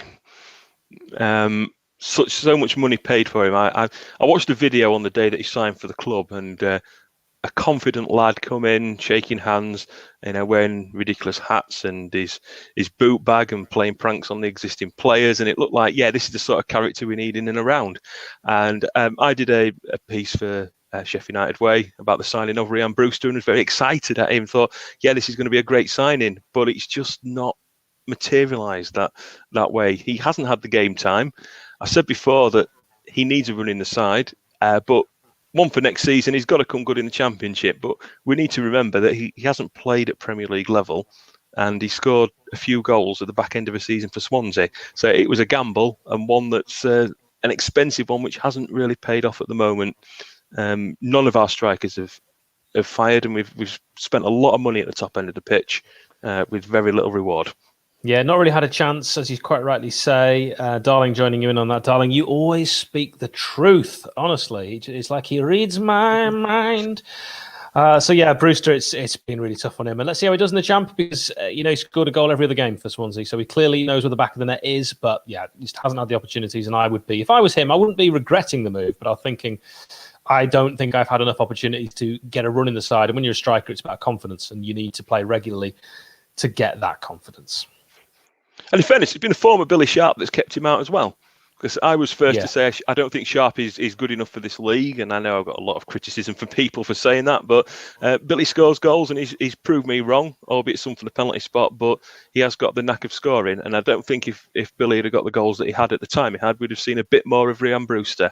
But it's just not quite happened, but there's time yet. 84 minutes gone. It's the Blades 0, Liverpool 2. It's getting all too predictable as the game's starting to peter out. No real opportunities for United, and it's ever since we made that fantastic goal video that we've had ready, and I've been wanting to share it with you fans for some weeks now. And I feel very sorry for Bobby in the background, who's done great work working on that. And we should have made one for the opposition. It would have been I'd have hurt my finger pressing it so much. Pop it on, liven it up. I'm not going to put it on. It'll confuse people. So Chris Eads asked an interesting question, Adam. Hindsight's a wonderful thing. Do you have swapped McBurney for Ivan Toney, Brewster for Ollie Watkins? Ollie Watkins, yes, but we were outbid and probably couldn't match the wage demands again. But yes, I would like to have seen Ollie Watkins. He has shown that he can do it at this level. Ivan Toney, is he going to be the next big thing? Can he stand up? Can he do it at the Premier League level? Who I don't know. He's unproven. What would have been his price tag? Would he have fitted into the Blade side? So would I have swapped them? Perhaps not, because I thought both signings at the time were perfectly good signings, and they just haven't worked. Watkins at Villa has worked, but look, they signed. Was the guy Wesley they signed, didn't he, the season before? And that didn't work for them. So some you win, some you lose. Unfortunately, we seem to have lost with all our strikers. But will they score goals in this team? That's the question you've got to ask. And would Ollie Watkins have got 10 goals or 12? How many have he got? He's got about 12 for Villa this season. Would he have got that against, in the Sheffield United side? Perhaps not. And what about the question on screen from James Fu? Do you understand why the board and the owner didn't back us in the summer and the January transfer window? January, I understand. I get it. It looked like a lost cause. It looked like we were marooned, and it's turned out that way. So you can understand him not throwing lots and lots of money at it, particularly despite his wealth. There's no fans coming through the door. There's limited income coming into the club because we're missing the 30,000 gates. Yes, we've got a bit of TV money, but the sort of signing we needed and the amount we would need to spend would probably been over the top. And would it have saved us from the inevitable this season? Probably not. But last summer, I mean, let's be fair, we had a good side. It didn't really need tweaking too much. So maybe one or two additions were needed, but not an awful lot. It was just the injuries at the bad time. In hindsight, money on a centre half to replace Jack O'Connell would have been what had been needed. But he put the money in for Brewster, and he's just not worked. Could have brought in Ben Davis perhaps as a replacement for Jack O'Connell. He's now, of course, playing for Liverpool. He's in the squad. Ball over the top. Blades looking to try and get something going. They're still having a go, to be fair. Sheffield United, nothing really created since we were talking. You've not missed anything. We're on 87 minutes. It's still 2-0 to the away side, and they look fairly comfortable passing the ball around in the midfield with consummate ease. No real urgency from Liverpool. They know the job is done. They do. They're just seeing out the game now. A little bit of possession, looking for the odd gap. May nick a third if they find the gap. But they're just happy to run down the clock. We've got just over 3 minutes to go. Very limited in terms of stoppages, maybe a couple of minutes at most. And it's been a comfortable 3 points for Liverpool, despite Ramsdale making all those saves in the first half. Once the first goal went in, you kind of sensed that we weren't coming back from there. Goal kick after a nice bit of skill from Mane, but Ampadu reading it really well and just shepherding him out there.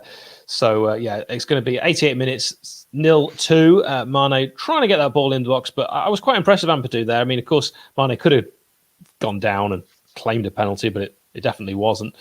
Sander Berge, a player that Aston Villa are linked with, I've heard from fairly decent source that he is going to go to Arsenal. So we will see if that ends up being the case. I very much hope he doesn't leave Sheffield United. I think Sander Berge could come back up with us and really storm the Championship, and we'd return on our investment. Yeah, I mean, I think with Sander, we've got to remember he's a youngish lad. He's moved away from home. He's been thrown into a national pandemic, and the club have looked after him. He was starting to really look the part until the injury against Manchester United. Part of me doesn't want to see him again this season, because then he's not in the shop window, and hopefully then he can have a solid pre-season with the Blades and stay with us next season.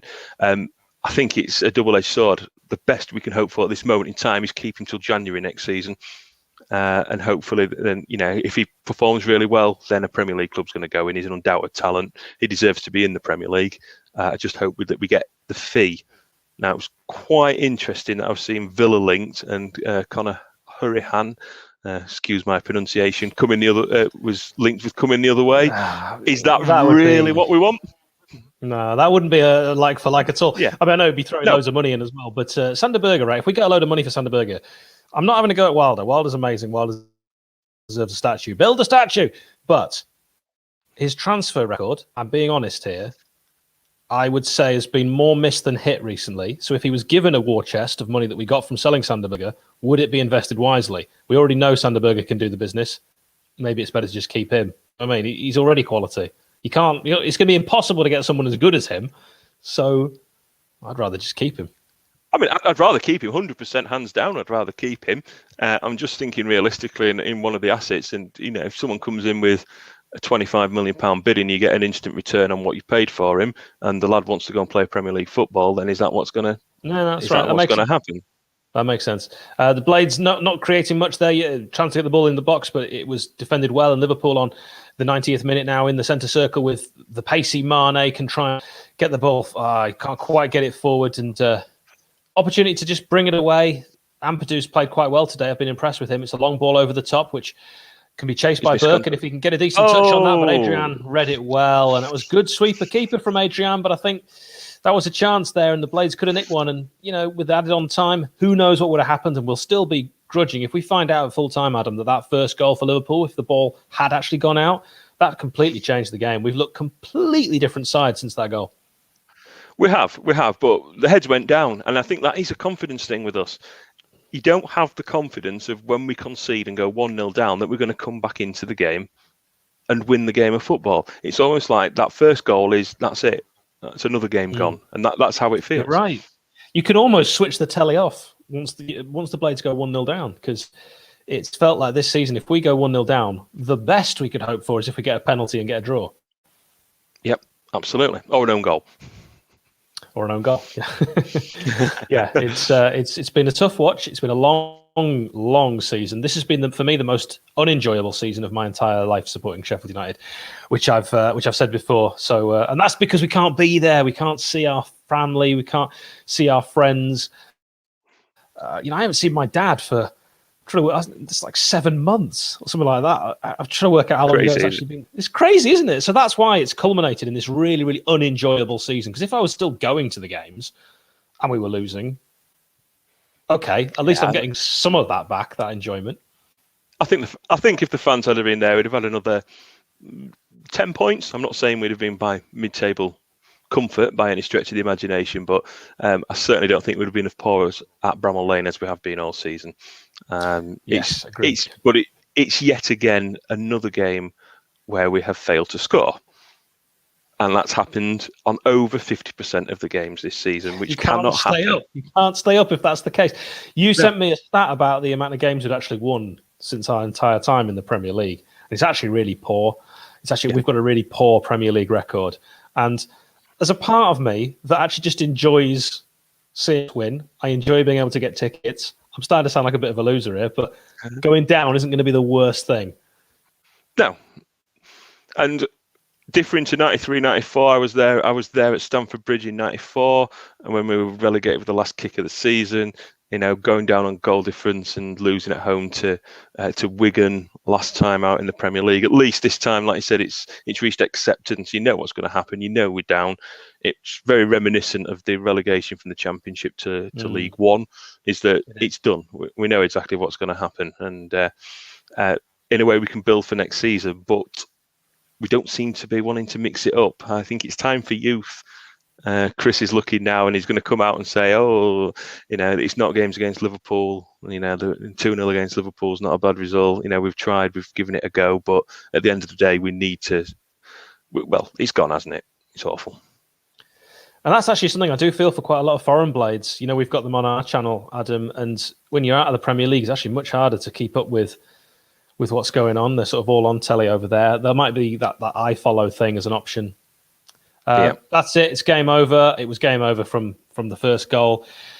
Sheffield United losing by 2-0 in a certainly a fairly uneventful last 30 minutes. It was dross really from Blades' point of view. It was. And 21 defeats out of 26 in the Premier League says it all. Yeah. Rob, do I model myself on Alan Partridge? Suppose that'd be Alan Partridge, wouldn't it? I think that is rather rude. That's Liverpool's first Premier League win away from home outside of London this season. Do I not like that? Exactly. Yeah. Okay. So positives for next season, Adam. Let's run through them real quickly. We get to here £3 your match program, £3, and I think the program will go back to £3. You're hopeful, aren't you? Probably be £4. We've only got up to £4. Got to recoup some money. Yeah, give me another positive for next season. Positives for next season. We need to get back into winning habits. So I think with the squad that we've got and the nucleus of the squad that we can keep together, then potentially we're going to be a force to be reckoned with. The biggest positive of all is that ground that we're seeing on that TV now is going to be packed to the rafters. You would hope.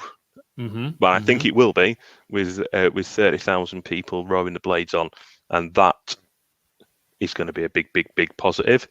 Second big positive, the man at the helm, Chris Wilder.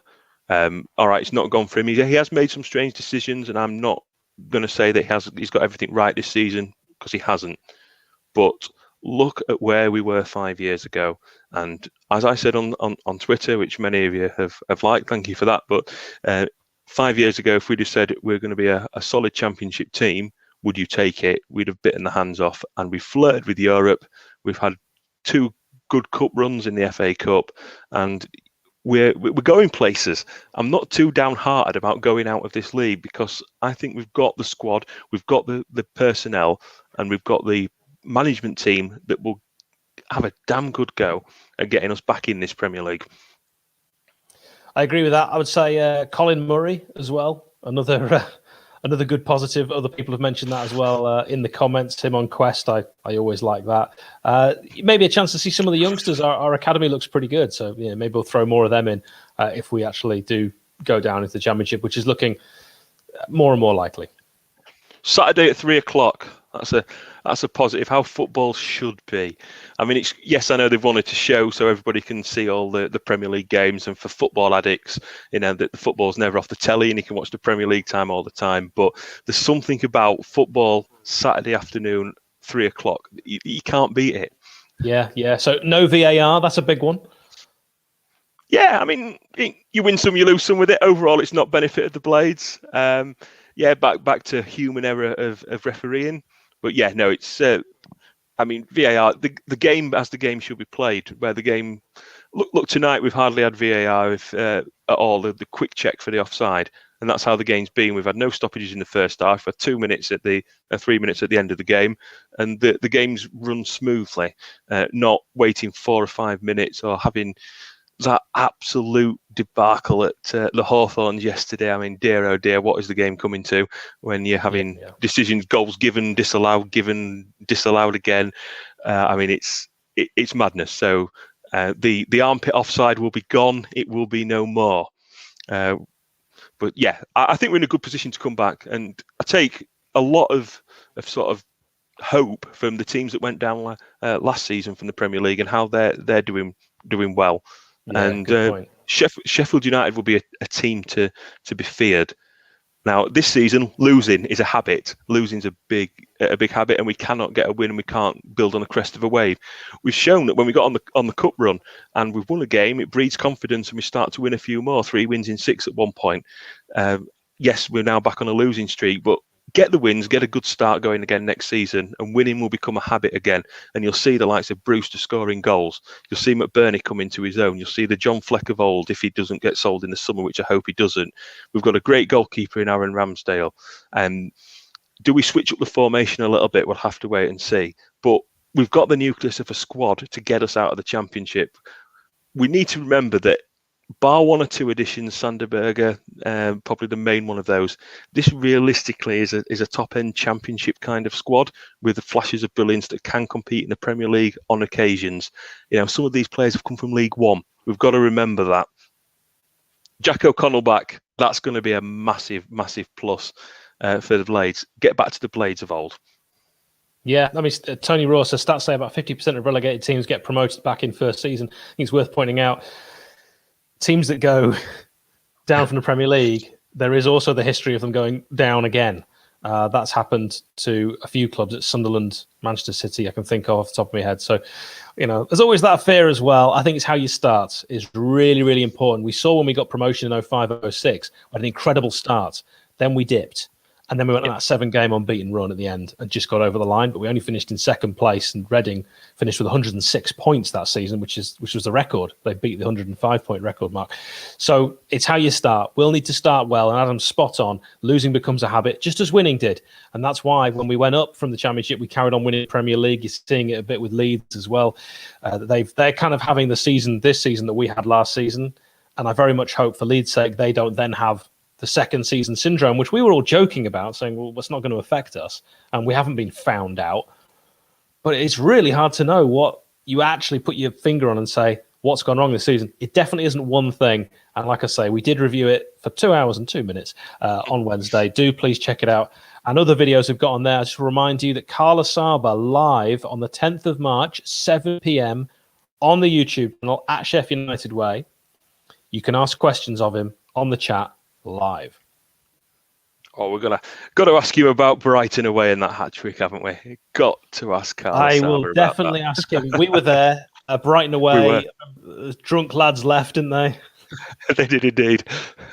2-0 down, and Carl Saba, I think, came on as a sub, actually. He did. Came on as a sub and scored a hat trick. Brilliant. Amazing. 4-2. Amazing. 4-2 win. That was I remember leaning over with you at the railing as the players had to go down the tunnel right by where the away fans were, and we'd driven a long way, obviously, to Brighton, but we were so happy. That's one of my favourite away day memories of all time. Yeah, we got told off by the lady for parking at the top of her drive, and football fans shouldn't park on here. Then we entered the forest, the massive forest around the ground and all the trees, and then we were at the back of an athletic stadium. It's like a poor man's West Ham's ground. It had a sand pit, didn't it? That ground. Yeah, and a big 8-foot drop behind one of the goals I seem to remember. You wouldn't get that nowadays. No, you wouldn't. You wouldn't want it all. But Maurice says, doesn't Carlos Saba still live in Sheffield? Yes, he does, and that's something we're definitely going to be talking to him about. Is the fact that so many Blades players, when they leave, actually stay in Sheffield because it's such a wonderful city, of course, to live in. So. We do want your questions for Carlos Saba. I'll be putting something on Twitter very soon to get your questions, so do follow at Sheffield United Way on Twitter. We'll want your questions like we did for Paul Pesky-Slido. We've already recorded Pesh. That'll be released soon. What else we got coming up? Patrick Sufo. Got that coming up. We've already interviewed him, but an incredible insight. One of the best interviews we've done. And what Patrick is doing now, which is still related to Sheffield United, will blow your mind. Programme seller. £3. Adam, thank you so much for joining us. It was a pretty poor game. I'm sorry we couldn't give you a better one to enjoy. We more just endured. But thank you for being with us. I really do appreciate it. We'll do it again. Hopefully, internet. I don't know if mine carried on glitching. I can't tell, but hopefully it was all right. Yeah, it was absolutely fine. It's been an absolute pleasure. Great to catch up as well. It's been fabulous. I've said everyone watching, get on at Sheffield United Way. It is the place to be. In the absence of getting down to beautiful downtown Bramall Lane, there is a load of great content. I know myself when I joined the channel earlier this season, I've met lots of people, and it's been great to talk to fellow Blades. Great opinions, great podcasts from the guys too. I'm personally extend my thanks to Hal and to Nick for getting me involved in this, and it's been fantastic. All right, the results on the pitch don't match it, but yeah, I best get my fans reacting, otherwise Nick will be shouting at me. Yeah, you will be. Thanks as well to Bobby in the background. Thank you all for watching. We will be back with Nick doing his match reaction very soon, and Adam and I will be back for Fans React 6 p.m. tomorrow.